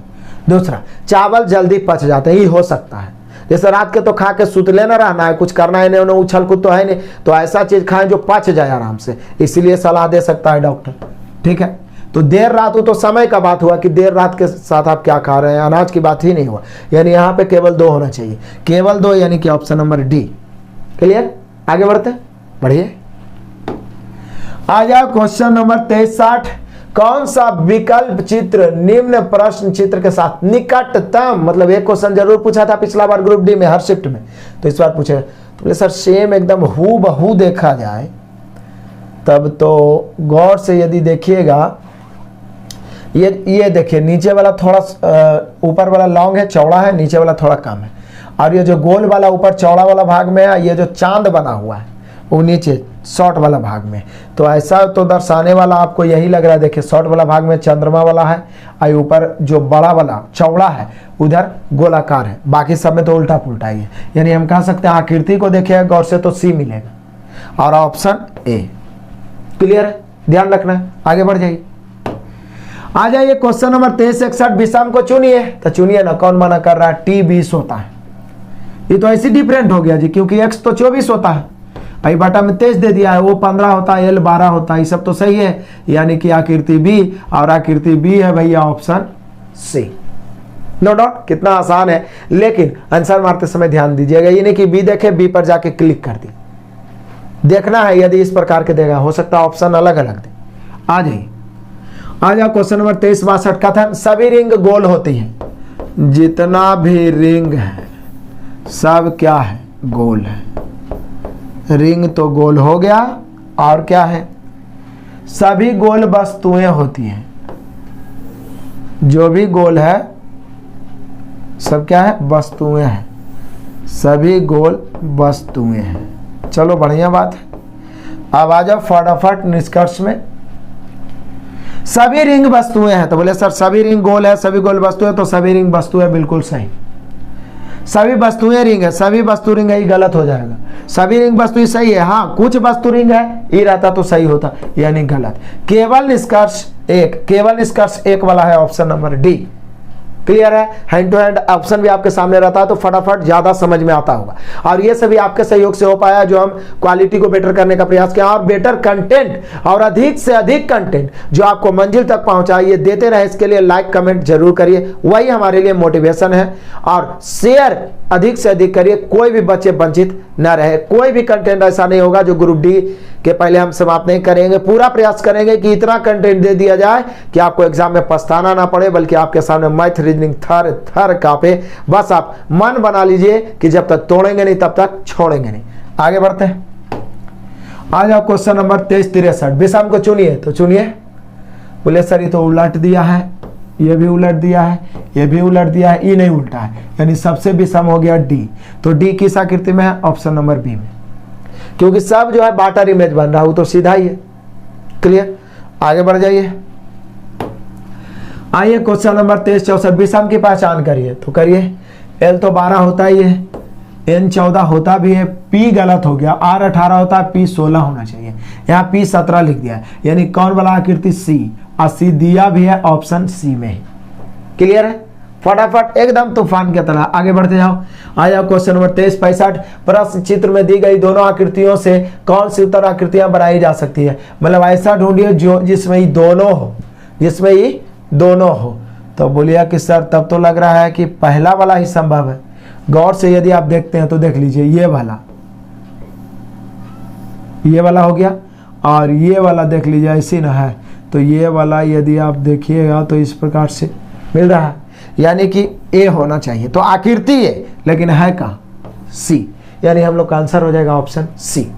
यदि बनाए हुए रहिएगा ना, ये सब पर प्रैक्टिस रहिएगा ना, तो तुरंत मतलब माइंड क्लिक करेगा। और प्रैक्टिस नहीं रहेगा, केवल आप कैलेंडर और ऐसा मतलब सिटिंग अरेंजमेंट, यही सब 2-4 चैप्टर में आप अटके हुए रह जाइए तो लटक जाइएगा। हर तरह के हर क्वेश्चन का भागीदार है आपके सिलेक्शन में, इसलिए हर क्वेश्चन से रूबरू होना बहुत जरूरी है। आगे बढ़िए, आ जाइए क्वेश्चन नंबर 23 66। क्या बोल रहा है? निम्नलिखित प्रश्न आकृति की श्रृंखला में प्रश्न जी को कौन से आकृति से प्रतिस्थापित करें? मतलब अगला क्या होगा, गौर से देखिए। ठीक है, देखिए तो क्या होगा, ये क्लॉकवाइज घूम रहा है, मतलब ई भुजा से था तो ये भुजा पर आ गया, अब ई भुजा से इस भुजा पर आ गया, तो निश्चित है इस भुजा से इस भुजा पर आ जाएगा। तो देखिए इस भुजा पर वाला कौन ऑप्शन है? बोलिए सर एक आकृति है, देख लीजिए ना, यहाँ से यहाँ, फिर यहाँ से यहाँ, तो यहाँ से अब यह ना आ जाएगा, तो इधर आ गया, तो आकृति है और ऑप्शन भी है ए। क्लियर? टकाटक आगे बढ़िए। आ जाओ क्वेश्चन नंबर 23 67। निम्नलिखित में से कौन सा वेन आरेख नीचे दिए गए वर्गों के बीच संबंध को सही ढंग से दर्शाता है? बढ़िया बात है जी, सही ढंग से कौन दर्शा रहा? सितारे, हार्प, वाद्य यंत्र है। तो बोले सर दोनों तो वाद्य यंत्र है, लेकिन दोनों अलग अलग चीज है। तो वाद्य यंत्र पूरा एक में लपेट देते हैं, सितार और हार्प दोनों अलग अलग लपेट देते हैं, यानी कि हो गया ऑप्शन नंबर ए। क्लियर है? आगे बढ़ जाओ। आ जाओ क्वेश्चन नंबर 23 68। एमएन रेखा पर एक दर्पण रखा जाए, दर्पण जैसे रखा पार्श्व उल्टा, पार्श्व उल्टा मतलब आप समझ रहे हैं, ये तो बनेगा इसी, लेकिन अभी इधर बन जाएगा। देख लीजिए कौन ऐसा ऑप्शन है जिस प्रकार से दर्शा रहा है, एकदम गौर से देखिए। गौर से देखिएगा तो आपका सी आकृति है, और सी आकृति किस में दिया है? तो बोले सर दिया है ऑप्शन डी, यानी हम लोग का आंसर हो गया ऑप्शन डी। क्लियर? तो सोचिए ये सब बनाए रखेगा तो ये सब क्या करेगा? आपको समय बचाएगा, और ये जो समय बचाएगा, जो 15-20% क्वेश्चन आते हैं जैसे सिटिंग अरेंजमेंट, पजल, जो आपको परेशान कर सकते हैं, उसमें आप अस्थिर से टाइम दे सकते हैं, कंसंट्रेट होके, और आपका रिजल्ट उसी पर निर्भर करेगा। लेकिन वहां तक पहुंचने के लिए, उसको अच्छा से कंसंट्रेट होकर बनाने के लिए यही चीज आपका समय बचाएगा, इसलिए इसको इग्नोर आप नहीं कर सकते। आगे बढ़िए, आ जाए क्वेश्चन नंबर 23 69। कुछ लिखा है कोड को, तो सूट को कैसे लिखे? तो बोले सर P16 होता है, 16 1 17, 1 बढ़ा, 5 1 6, 1 बढ़ा, 1 1 2, 1 बढ़ा, 1 बढ़ा, 1 बढ़ा। तो आप भी भैया सूट में एक बढ़ा दो ना। S होता है 19 तो T हो जाएगा, U होता है 21 तो V हो जाएगा, I के J हो जाएगा, T के U हो जाएगा, TVJU देख लीजिए, TVJU है ऑप्शन नंबर बी। कहीं बस कोई दिक्कत नहीं, एकदम सिंपल लॉलीपॉप। आगे बढ़ जाइए, क्वेश्चन नंबर 23 70। KIT शब्द की पार्श्व छवि, मतलब पार्श्व दर्पण छवि कैसी होगी? मतलब K है, I है कि T? I है और T है। ठीक है, इसका दर्पण छवि कैसा हो सकता है? मान लिया जाए कि दर्पण है, तो ये कैसा होगा? तो बोले सर ये तो ऐसे ही बन जाएगा, T तो लेफ्ट राइट सेम ही है, तो T तो ऐसे ही बन जाएगा। अब T ऐसे बनेगा और किसी में है ऐसे, तो बोले सर एक के ऑप्शन में तो T पहले आई है, तो ऐसे ही छट गए, एक ही आकृति में आगे। अब दिमागे नहीं मत लगाओ, ये हो गया B, बाकी सब में तो K है, T उल्टा है, T उल्टा है। ठीक है, तो दर्पण में तो पार्श्व उल्टा ना होता है जी, आप पार्श्व लिख भी दिया है, पार्श्व दर्पण मतलब समतल दर्पण ही होता है। तो यहाँ पे आकृति भी, और आकृति भी है ऑप्शन डी। नो डाउट, फटाफट आगे बढ़ जाओ। आ जाओ क्वेश्चन नंबर 23 71। ये तो बड़ा सिंपल लॉलीपॉप क्वेश्चन। देखिए मैथ पूछा था घुमावदार, रीजनिंग इजी ग्रुप डी पूछा था, इस बार भी पूछेगा। फर्क था कि ज्यादा से ज्यादा पूछा गया है कथन निष्कर्ष अवधारणा, उसी में बच्चे फंसते हैं। ठीक है, यहां देखिए नीचे दी गई श्रृंखला का अगला पद ज्ञात करिए। 33 5 38, 38 और 10 48, 48 और 5 53, तो फिर 10 से ना बढ़ेगा, तो 10 बढ़ेगा तो 63 हो जाएगा। कितना हो जाएगा? 63। 5 10 5 10 ऐसे बढ़ रहा है, तो 63 हो गया ऑप्शन नंबर सी। क्लियर? फटाफट आगे बढ़ो, आगे बढ़ो। दिए गए विकल्प चित्रों में लाइट के पार्श्व दर्पण, फिर पार्श्व है, के प्रतिबिंब कैसा बनेगा? जैसे LIGHT, ये दर्पण है, समतल दर्पण। तो बोले सर टी तो ऐसा ही बनेगा। अब चेक करिए, टी एक के ऑप्शन में टी ऐसा ही है, टोटल लिखने की जरूरत ही नहीं है, टेक्निक अपनाओ। और यदि रहता किसी और में, तब भले हम एच को उलट पुलट करते, तो एच भी तो वैसा ही बनेगा, क्योंकि एच का भी लेपेट रहा है होगा, तो फिर टी एच और किसी में भाई भी नहीं। तो चलिए बी हो गया। आकृति बी किस में दिया है? ऑप्शन बी में ही दिया है, आंसर बी हो गया। टगाटग आगे बढ़ जाओ, आ जाओ। क्वेश्चन नंबर 73 विषम की पहचान करें, मतलब डिफरेंट कौन है? तो बोले सर S18 है, एक घटाक लिखा है, U 21 होता है 20 लिखा है, एक घटाक लिखा, बाई 25 से लिख दिया, W 23 होता है 22, सब में एक घटाक लिखा है, जो कि पूरी लिख दिया। तो डिफरेंट यही ना हो गया जी। तो बाई 25 यानी कौन? आकृति सी। आकृति सी कौन ऑप्शन में है? ऑप्शन है डी। आकृति सी होगा, लेकिन ऑप्शन डी होगा। आगे बढ़ो फटाफट, आ जाओ। क्वेश्चन नंबर 73 सी ई और एफ की माँ है। लो, सी दो आदमी की माँ है, किसकी किसकी? ई और एफ की। अब ये दोनों बेटा है कि बेटी है ये पता नहीं है, लेकिन ये माता जी है, माँ है। एफ का विवाह जेड से हुआ है, एफ का विवाह जेड से हुआ है। अब एफ पुरुष है कि स्त्री अभी नहीं पता है, लेकिन एफ का विवाह जो हुआ है किससे हुआ है? जेड से हुआ है। चलो बढ़िया बात है। सी का जेड से क्या संबंध हो सकता है? सी का जेड से क्या संबंध हो सकता है? सी का जेड से, तो बोले सर सी का जेड से, तो बोले सर सी में का लग गया और जेड में से लग गया, यही ना बोल रहा है, सी का जेड से। तो ये तो पता नहीं है कि जेड ई बहू होगी कि दामाद होगा, क्योंकि यहां पर लिंग पता नहीं है कि ई और एफ की माँ सी है। अब ई और एफ बेटा है कि बेटी पता नहीं है, क्योंकि बेटी की भी माँ हो सकती है, बेटा का भी। अभी बेटी होगी तो ये दामाद हो जाएगा, और ये बेटा होगा तो ये बहू हो जाएगी। और ऐसे भी जेड में से लगा दिया है, तो इसका तो आंसर देना नहीं। तो ये दामाद हो या बहू, कंफर्म है कि सासे होगी। ठीक है, सास होगी। तो सास कहाँ है? Option number C. क्लियर? कितना आसान मजेदार। आ जाइए आगे बढ़िए, आ जाओ। क्वेश्चन नंबर 73 का था सभी चट्टाने खनिज है, ये सब पर विशेष ध्यान देना। सभी चट्टाने खनिज है, मतलब जितना भी चट्टाने हैं भैया, इस सब को बना दिया है खनिज।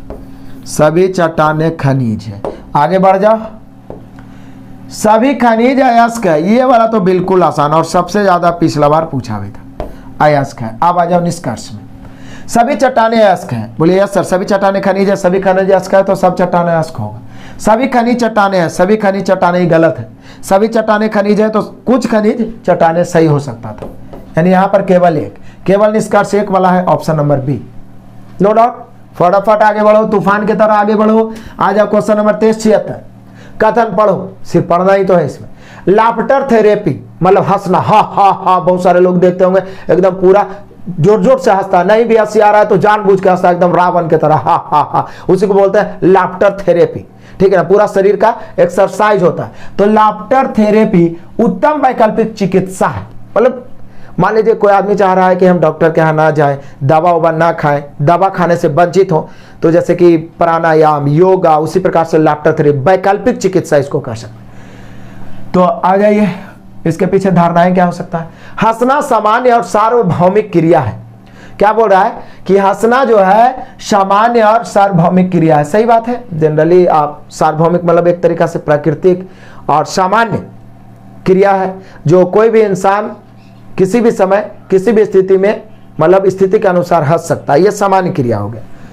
अब आ जाइए, हंसने से हमारे शरीर में हैप्पी हार्मोन्स स्रावित होते हैं। देखिए ये नॉलेज पे भी निर्भर करता है। हैप्पी हार्मोन्स स्रावित होते हैं जो प्रतिरक्षा तंत्र को क्या करता है? मजबूत करता है। इसलिए तो पार्क ग्रुप में बहुत सारे बड़े बड़े लोग घूमने जाते हैं, एक जगह खड़ा हो जाते हैं, सब हंसते हैं, हा हा हा हा हा। ठीक है ना। यहाँ पे दोनों, तो दोनों हो गया, यानी एक और दो, दोनों की धारणाएं अंतर्निहित है। यहाँ पे हम लोग का आंसर होना चाहिए ऑप्शन नंबर सी। क्लियर? फटाफट आप भी आज से 10-5 मिनट हंसना एकदम, लेकिन इतना जोर से नहीं हंसना, एकदम रावण की तरह, हा हा हा हा। ठीक है, आगे बढ़ते हैं। आ जाओ क्वेश्चन 2377। अब बचता है क्या है? अब तो सेंचुरी के करीब है, एकदम आउट नहीं होना, एकदम जम में रहना जब तक सेंचुरी नहीं मार दे। नीना सुबह सूर्य की विपरीत दिशा में साइकिल चलाना शुरू करती है। सुबह सुबह तो मूर्ख हो आदमी, अनपढ़ हो आदमी जाने कि सूरज पूरब में होता है, तो निश्चित है उसके विपरीत मतलब पश्चिम में साइकिल चलाएगी। हम सभी जानते हैं ऊपर उत्तर, नीचे दक्षिण, राइट पूरब, लेफ्ट पश्चिम, नो डाउट। आप जरा देख लीजिए, बढ़िया से देखिए। तो कौन है? नीना है, सुबह विपरीत मतलब इधर साइकिल चला रही है, ठीक है, चलाना शुरू करती है। वह बाईं ओर मुड़ती है और 1 किलोमीटर जाती है। फिर से यहां पर है सूर्य के विपरीत सुबह में मतलब पश्चिम, साइकिल चलाना शुरू करती है। अभी वह साइकिल चलाना शुरू करती है, कितना गई पता नहीं है, लेकिन बाईं मुड़ी तो इधर जा रही है, तो निश्चित है बाईं नीचे होगी। 1 किलोमीटर 1 किलोमीटर 1 किलोमीटर इधर चली, तय करने के बाद फिर बाईं मुड़ी। अब नीचे जा रही है तो उधर बाएं हो जाएगा, नीचे जा रही है तो बाएं उधर, उल्टा मुड़ी, फिर बाएं मुड़ी। अब वह किस दिशा के सम्मुख चल रही है? तो बोलिए सर पहले तो ये क्या बोला कि नीना जो है सूर्य के विपरीत, तो सूर्य पूरब में होता है, हम सभी जानते हैं राइट में पूरब में, विपरीत चलना शुरू करती है, लेकिन कुछ दूर चल के वो क्या करती है? बाएं मुड़ जाती है, तो निश्चित दक्षिण हो गई। और उसके बाद में फिर बाएं मुड़ जाती है, तो फिर नीचे जा रही है, तो बाएं उधर ना होगा भाई, तो बाएं उधर हो गया, यानी पुनः पूरब दिशा में जा रही है। तो बोल रहा है अब वह किस दिशा के सम्मुख चल रही है, यानी पूरब। हम लोग का आंसर हो गया option number A, no doubt. फटाफट आगे बढ़ जाओ। आज आप क्वेश्चन नंबर 2378, तरुण, मानव, नीतू, हेमा और प्रिया एक पंक्ति में खड़े हैं। इस आधार पर निम्न प्रश्न का उत्तर देने के लिए निम्नलिखित कथनों में से कौन सा पर्याप्त? कमाल है, इन 5 में से कौन बीच में खड़ा है? पहले तो हम लोग एडजस्ट कर देते हैं ना, मतलब मेन ये पूछना है तरुण, मानव, नीतू, हेमा और प्रिया 5 आदमी है, ये तो डाटा सफिशिएंसी हो गया। इस आधार पर निम्न प्रश्न का उत्तर देने के लिए निम्नलिखित कथनों में से कौन पर्याप्त है? तो इसका क्या है, इन 5 में कौन बीच में है? मेन क्वेश्चन ये है कि बीच में है कौन। अब इसको पता लगाने के लिए कथन कौन कौन?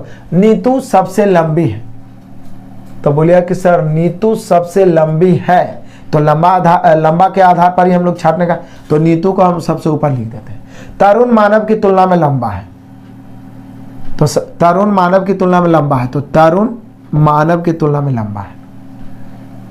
और नीतू तो सबसे लंबी लिखी दी है। हेमा उन सभी में सबसे छोटी है, हेमा, तो हेमा सबसे नीचे लिखा गया। मानव प्रिया से लंबा है, तो प्रिया को यहां पर लिख देते हैं। अब शुरू से पढ़ दिए, नीतू सबसे लंबी, सबसे ऊपर लिख दिए। तरुण मानव की तुलना में लंबा है, तो मानव से ऊपर हम तरुण को लिख दिए थे ऐसे ही। हेमा सबसे छोटी है, तो सबसे छोटी हेमा हो गई। और बोल रहा है मानव प्रिया से, तो प्रिया मानव के नीचे हो जाएगा। आई सबसे छोटा ऑलरेडी है, ये मेन एडजस्टमेंट यही हो गया 5 आदमी। बोल रहा है बीच में कौन है? चूंकि अब लंबाई के आधार पर दिया है, तो लंबाई के आधार पर ना हम लोग खड़ा करेंगे। यहाँ पे क्या बोल रहा है? तरुण, मानव, नीतू, हेमा और प्रिया एक पंक्ति में खड़े हैं। अब लंबाई के आधार, चूंकि दिया हुआ है कथन लंबाई के आधार पर, उस पर भी खड़ा करते हैं, तो बीच में कौन होगा? तो बीच में हो जाएगा हम लोग का मानव। लेकिन बीच में पता लगाने के लिए हम लोग को कौन कौन पढ़ना पड़ा? तो बोले सर सभ्य ने पढ़ना पड़ा, तभी ना एडजस्ट हुआ, यानी कि डी, यानी 1, 2, 3 और 4 पर्याप्त है, या लिखेगा कि सभी कथन पर्याप्त। क्लियर? आगे बढ़ जाए, फटाफट आगे बढ़ो। हाँ, आ जाओ, क्वेश्चन नंबर लपेट देते हैं 2379। दिए गए कथन, तो पढ़िए ना भाई, कथन पढ़िए। कुछ नींबू लाल है, तो कुछ वाला डायग्राम कैसे बनेगा? ऐसे नहीं बनेगा। कुछ नींबू क्या है? लाल है, नींबू लाल है। चलो, कुछ नींबू लाल हो गया। और पढ़ो, कुछ चुकंदर नींबू है। चुकंदर और लाल में कोई संबंध नहीं दिया, हो भी सकता और नहीं भी दिया, लेकिन ये बोला है कि कुछ चुकंदर जो है नींबू है, कुछ चुकंदर नींबू है, यही तो है। फिर से कुछ नींबू लाल है और कुछ चुकंदर नींबू है। अब आ जाए निष्कर्ष, सभी नींबू चुकंदर है। बोले सर कुछ चुकंदर नींबू है, तो फिर हम सभी नींबू को कैसे चुकंदर बना सकते हैं? गलत। चुकंदर लाल है, चुकंदर और लाल में कोई संबंध नहीं दिया। यदि बोलता कि कुछ चुकंदर के लाल होने की संभावना है या हो सकता है, तो भले हम कर सकते थे, लेकिन यहाँ डायरेक्ट बोले चुकंदर लाल है, ये भी गलत। यानी हम कह सकते हैं, क्या कह सकते हैं? कह सकते हैं कि दोनों ही 1 और 2 अनुसरण नहीं करते हैं, option number D, no doubt. फटाफट आगे बढ़ जाओ, 80 पहुंच गए, 2380। नीचे दी गई श्रृंखला का अगला पद क्या होगा? तो देखो, 3 तिया 9, 9 तिया 27, 27 तिया 81 होगा, ये तो कंफर्म है। अब 81 दूगो में बी है, एफ है, जे है, तो पहले भैया 4 बढ़ा, फिर 4 बढ़ा, फिर जे होता है 10, 10 4 14, 14 मतलब एन, यानी 81 के साथ एन होना चाहिए, और ऐसा वाला है option number C, no doubt. फटाफट आगे बढ़ते हैं, तो देख लीजिए नेक्स्ट। आ जाइए क्वेश्चन नंबर 2381। नीचे दी गई उत्तर आकृतियों के पैटर्न का अध्ययन करें और तय करें अगली आकृति में कौन होगा। एकदम गौर से देखिए, इसको और इसको देखिए, ये तो सब में 4 ही है, यहाँ भी इस प्रकार से बन जाएगा, इसमें नो डाउट। लेकिन इसको देखिए, मेन इसका खेल है, ई वाला ऐसी रह दिया है, लेकिन ये जो डंटी है ना, ये छाता के डंटी इधर उलट दिया है एक घर बढ़ा के। तो बोलिए सर यहाँ है तो फिर यहाँ आ गया है और ये उलट दिया, तो इससे हम लोग इधर जाएंगे। तो जब इससे इधर जाएंगे तो ये वाला ये घर इधर आ जाएगा, मतलब ऐसे इस प्रकार से। लेकिन ये जो डंटी है ना, ये उलट जाना चाहिए, सिर्फ उल्टा है डंटी। तो देख लीजिए ऐसा कौन बना रहा है। तो बोले सर ऐसा तो बनाने वाला है आपका सी। देख लीजिए गौर से देखिए, सी है और सी आकृति है, तो आंसर क्या होगा? आंसर होगा ऑप्शन बी, क्योंकि बी में सी दिया, नो डाउट। बस ध्यान से देखना है, छोटा सा भी मिस्टेक करिएगा, जो डंटी लेफ्ट राइट है उसमें भी गलती हो जाएगा। और हम लोग अधिकतर स्टूडेंट करते क्या है कि ये सब माइनर मिस्टेक करते हैं और आके गिन देते हैं कि मेरा इतना सही हो, उसके बाद रिजल्ट नहीं होता है। अरे फलानमा के उतने में हो गया, हमारा इतना में कैसे नहीं हुआ? 4-5 गलती ऐसे में भी होता है, ये ध्यान रखना है। और प्रैक्टिस के अभाव में तो 100% गलती होने की संभावना। आगे बढ़िए, आ जाइए क्वेश्चन नंबर 23-82। नीचे दिए गए श्रृंखला का अगला पद ज्ञात करें।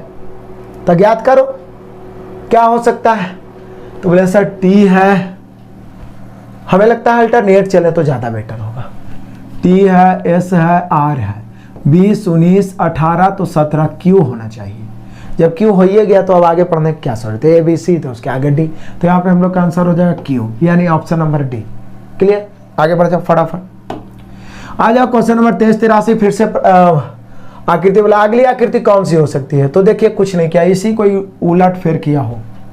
देखिए पीछे भी बताए थे, 1 है, 2 है, 3 है, 4 है। ये क्या क्या है? पहले 4 वाला लिख दिया है, उसके बाद 1 वाला लिखा है, उसके बाद 2 वाला, उसके बाद 3 वाला। तो हम लोग इसको भी ऐसे करेंगे, 1 है, 2 है, 3 है, 4 है। तो पहले क्या करेंगे? तो बोले सर पहले हम लोग 4 वाला लिखेंगे। 4 वाला लिखेंगे तो ये वाला लिखाएगा, 4 के बाद 1 वाला लिखेंगे, 1 वाला लिखेंगे तो ये वर्ग वाला लिखाएगा, 1 के बाद 2 वाला लिखेंगे तो 2 वाला लिखेंगे तो ये स्टार लिखाएगा, 2 के बाद 4 वाला हो गया, 4, 1, 2, उसके बाद 3 वाला है। तो 3 पर इसमें क्या है? तो 3 पर ये वाला ओम वाला है। देखिए कौन ऐसा दर्शा रहा है? प्लस वाला, फिर वर्ग, फिर स्टार और फिर ओम वाला। तो बोले सर ऐसा दर्शाने वाला तो आकृति डी है। ऐसे बोले सर एक में प्लस वाला पहले अवे किया था, ऐसे हम लोग मार देते, उतना पूरा लिखने की जरूरत ही नहीं है। तो आकृति डी होगा और डी दर्शाने वाला है हम लोग का आंसर ऑप्शन नंबर डी। संयोग से दोनों डी। आगे बढ़ जाते हैं, लपेट दो। आ जाओ क्वेश्चन नंबर 23-84। निश्चित कोड में टीम को कुछ लिखा है तो पॉइंट्स को क्या लिखेगा? बोलिए सर टी 20 होता है, 23 है, 3 बढ़ाया है, 5, 3, 8, 1 और 3, 4, एम होता है 13, 13, 3, 16, आप भी 3, 3 बढ़ा दो। इसका आंसर आपको कमेंट करना है, जरूर कमेंट करना है। हमें लगेगा कि आप जागरूक होकर पूरा पढ़ रहे हैं। सिर्फ हम लोग बहाना ढूंढते फिरते हैं कि ये होता वो होता, ऐसा मिलता पढ़ने के लिए तो हम पढ़ पाते हैं। यूट्यूब पे आपको इतना ज्यादा कंटेंट कहीं नहीं मिल पाएगा, लेकिन यदि आप पढ़ना चाहेंगे तो पूरा प्रीवियस मैथ और रीजनिंग बना लीजिए ना, ग्रुप डी आपका एक भी मैथ रीजनिंग छूटने वाला नहीं है। और पूरा मैथ ऑलरेडी यूथ में खत्म कर चुका हूं, रीजनिंग भी बहुत सारा पढ़ा चुके हैं और आगे भी एग्जाम तक पूरा खत्म कर देंगे। बस यही दोनों को फॉलो करेंगे ना, आराम से रिजल्ट होगा। आगे बढ़ते हैं, आ जाए क्वेश्चन नंबर 23-85।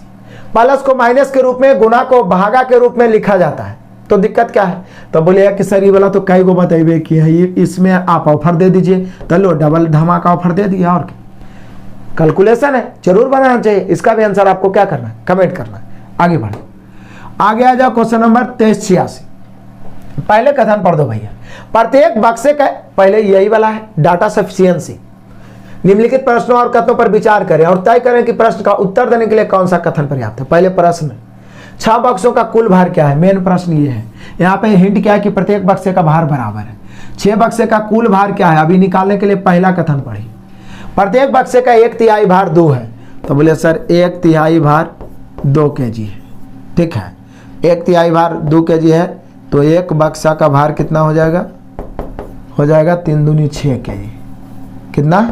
6 kg। एक बक्सा का भार 6 kg। प्रत्येक बक्से का भार बराबर है। प्रत्येक बक्से का 1/3 2 kg है, तो पूरा बक्सा का हो जाएगा 6 kg। तो इससे ही पता चला कि प्रत्येक बक्सा का भार 6 kg है। अब नीचे 4 बक्सों का कुल भार, 2 बक्सों के कुल भार से 12 kg अधिक है, 4 बक्सों का कुल भार, तो यहां से भी तो यही पता चला कि प्रत्येक बक्सा का भार, मतलब 4 बक्सा का भार 2 बक्सा के भार से कुल 12 केजी अधिक है। तो 4 बक्सा 2 बक्सा में अंतर कई बक्सा के? 2 बक्सा के, तो 2 बक्सा का अंतर 12 केजी। तो यहां से भी निकला 1 बक्सा का 6 केजी, क्या केजी? तो निकला 6 केजी। लेकिन पूछ क्या रहा है? 6 बक्सों का कुल भार। तो बोलिए सर 6 बक्सों का कुल भार पहला से भी निकल सकता है, दूसरा से भी, क्योंकि पहला से भी 1 बक्सा का 6 केजी निकल गया था, 6 बक्सा 6 36 केजी। दूसरा से भी एक बक्सा का निकल गया, क्यों? क्योंकि 4 बक्सा में से 2 बक्सा घटाए, 2 बक्सा अंतर यहाँ 12 केजी, तो 1 बक्सा का 6 केजी, तो यहाँ से भी 6 बक्सा का 36 केजी। तो या तो पहला या तो दूसरा, या तो कथन 1 या तो कथन 2 पर्याप्त है, या करके, ठीक है, दोनों नहीं, दोनों में उसको एक के गो। क्लियर हो गया? ऑप्शन नंबर ए। आगे बढ़ते हैं, आ जाओ क्वेश्चन नंबर 2387। चित्र में दर्शाई गई आकृति का निर्माण करने के लिए निम्नलिखित में से कौन सी आकृति का संयोजन किया जा सकता है? मतलब कौन कौन है जो मिला के ई वाला आकृति बन जाएगा? तो देख लीजिए फटाफट, पहला आकृति को मिलाइए। तो बोलिए सर एगो तो ये वाला है, उसके बाद में इसको तो लेंगे, क्योंकि देखिए इसको गौर से यदि आप देखते हैं तो ये वाला भाग लिया हुआ है, और ये चतुर्भुज वाला भी है, ठीक है। उसके बाद में ये भी त्रिभुज भी यदि हम लेते हैं तो बन जाता है, यानी कि ये दोनों जरूरी है, और कोई ये तो नहीं होगा, वो तो पंचभुज हो जाता है, यानी ये दोनों जरूरी। देखिए ये वाला त्रिभुज, ये वाला हो गया, और ये वाला भाग देखिए यहाँ पे ऐसे ऐड कर दिया गया, बाकी तो ये सब में है ही।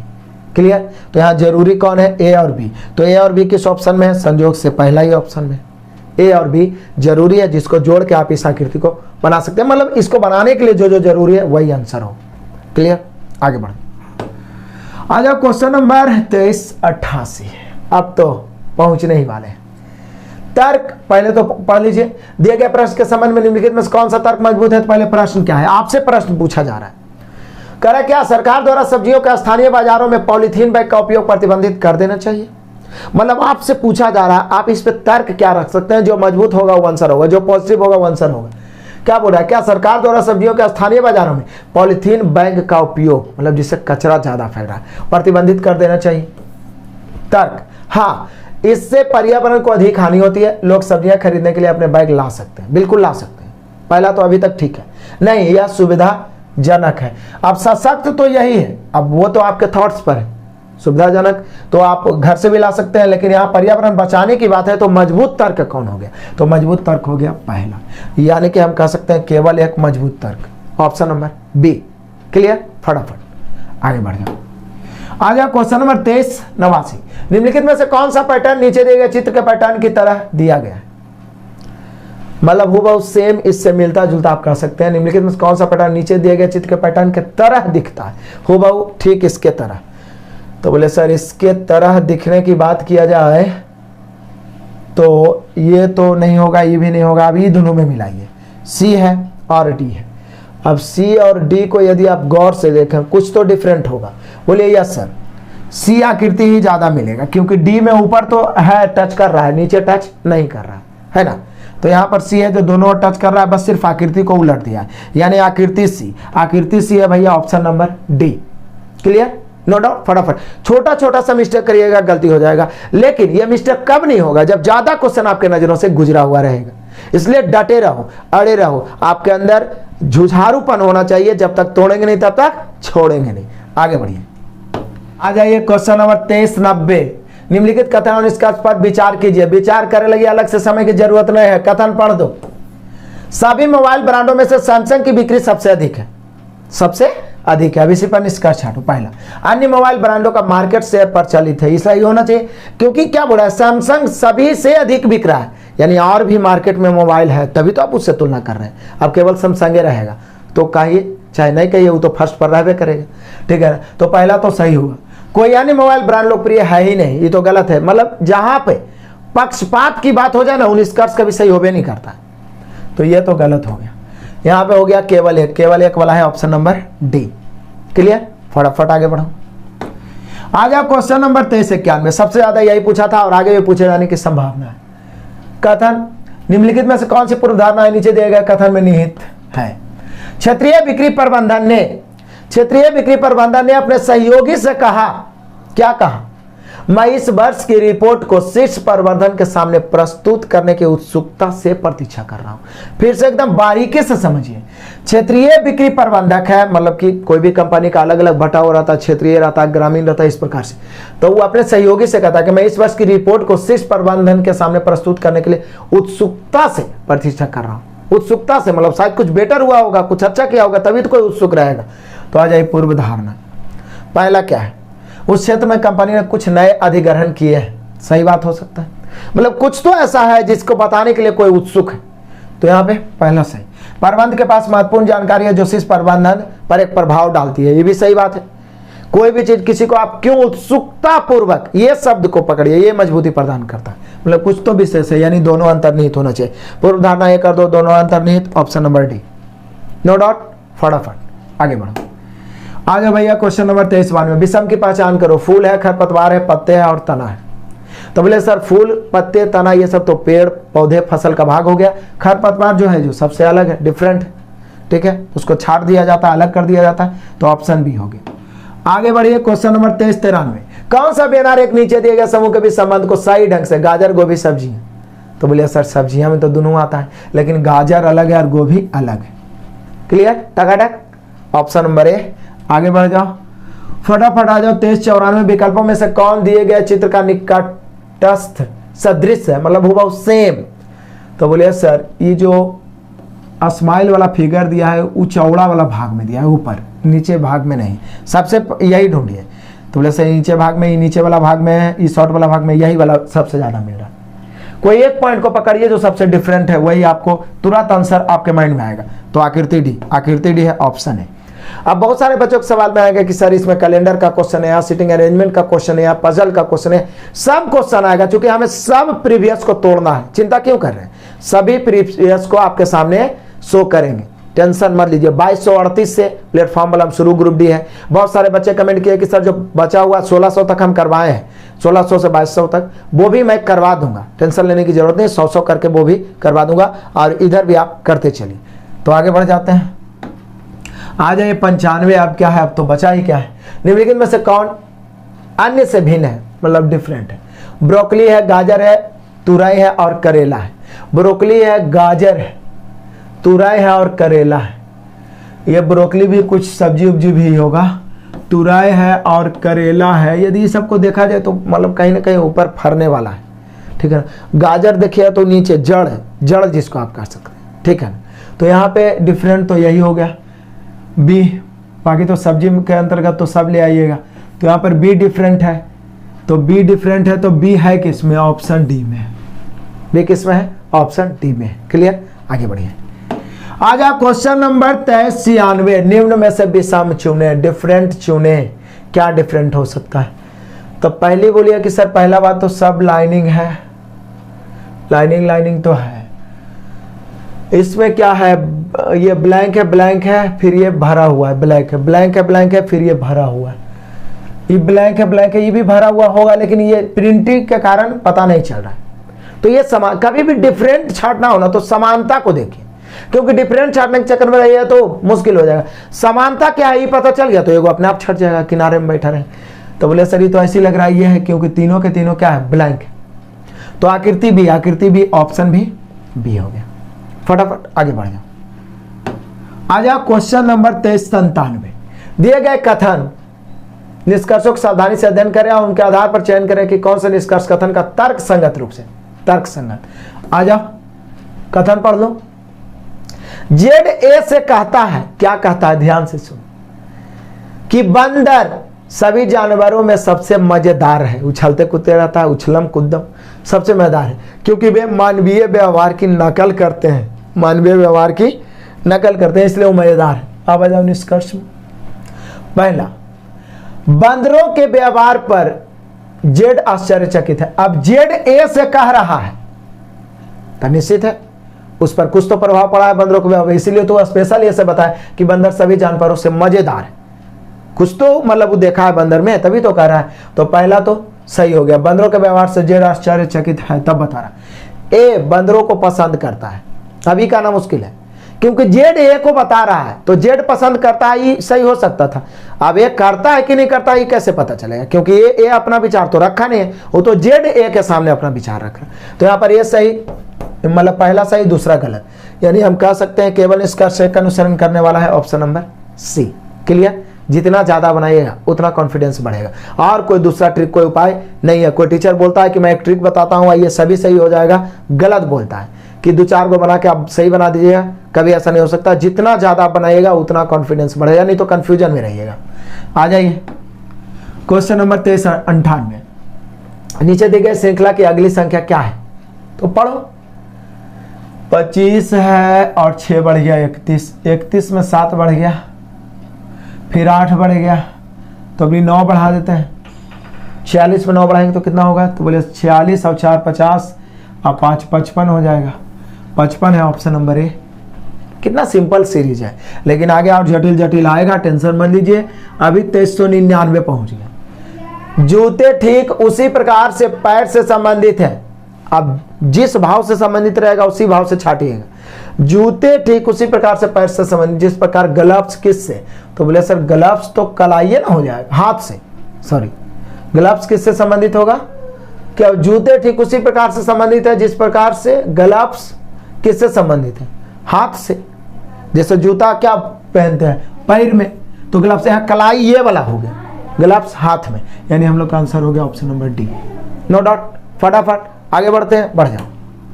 ये क्वेश्चन नंबर 24 और आज शतक मार दिए।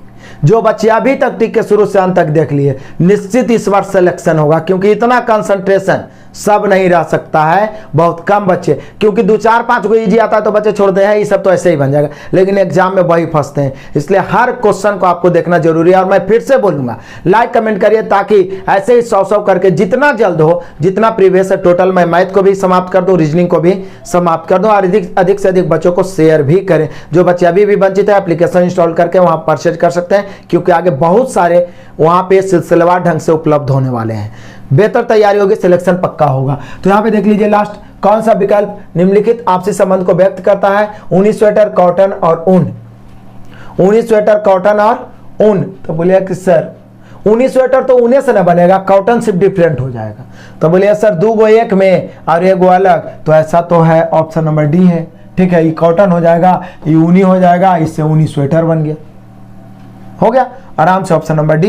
तो आपने देखा कि हम लोगों ने 100 प्रश्नों को दौड़ा दौड़ा मारा है। यदि आप चाहते हैं कि इसी प्रकार से 100 करके जल्द से जल्द खत्म कर दिया जाए, तो अधिक से अधिक शेयर करें, एकदम तांडव मचा दीजिए यूट्यूब पर। Best of luck, God bless you, जय हिंद।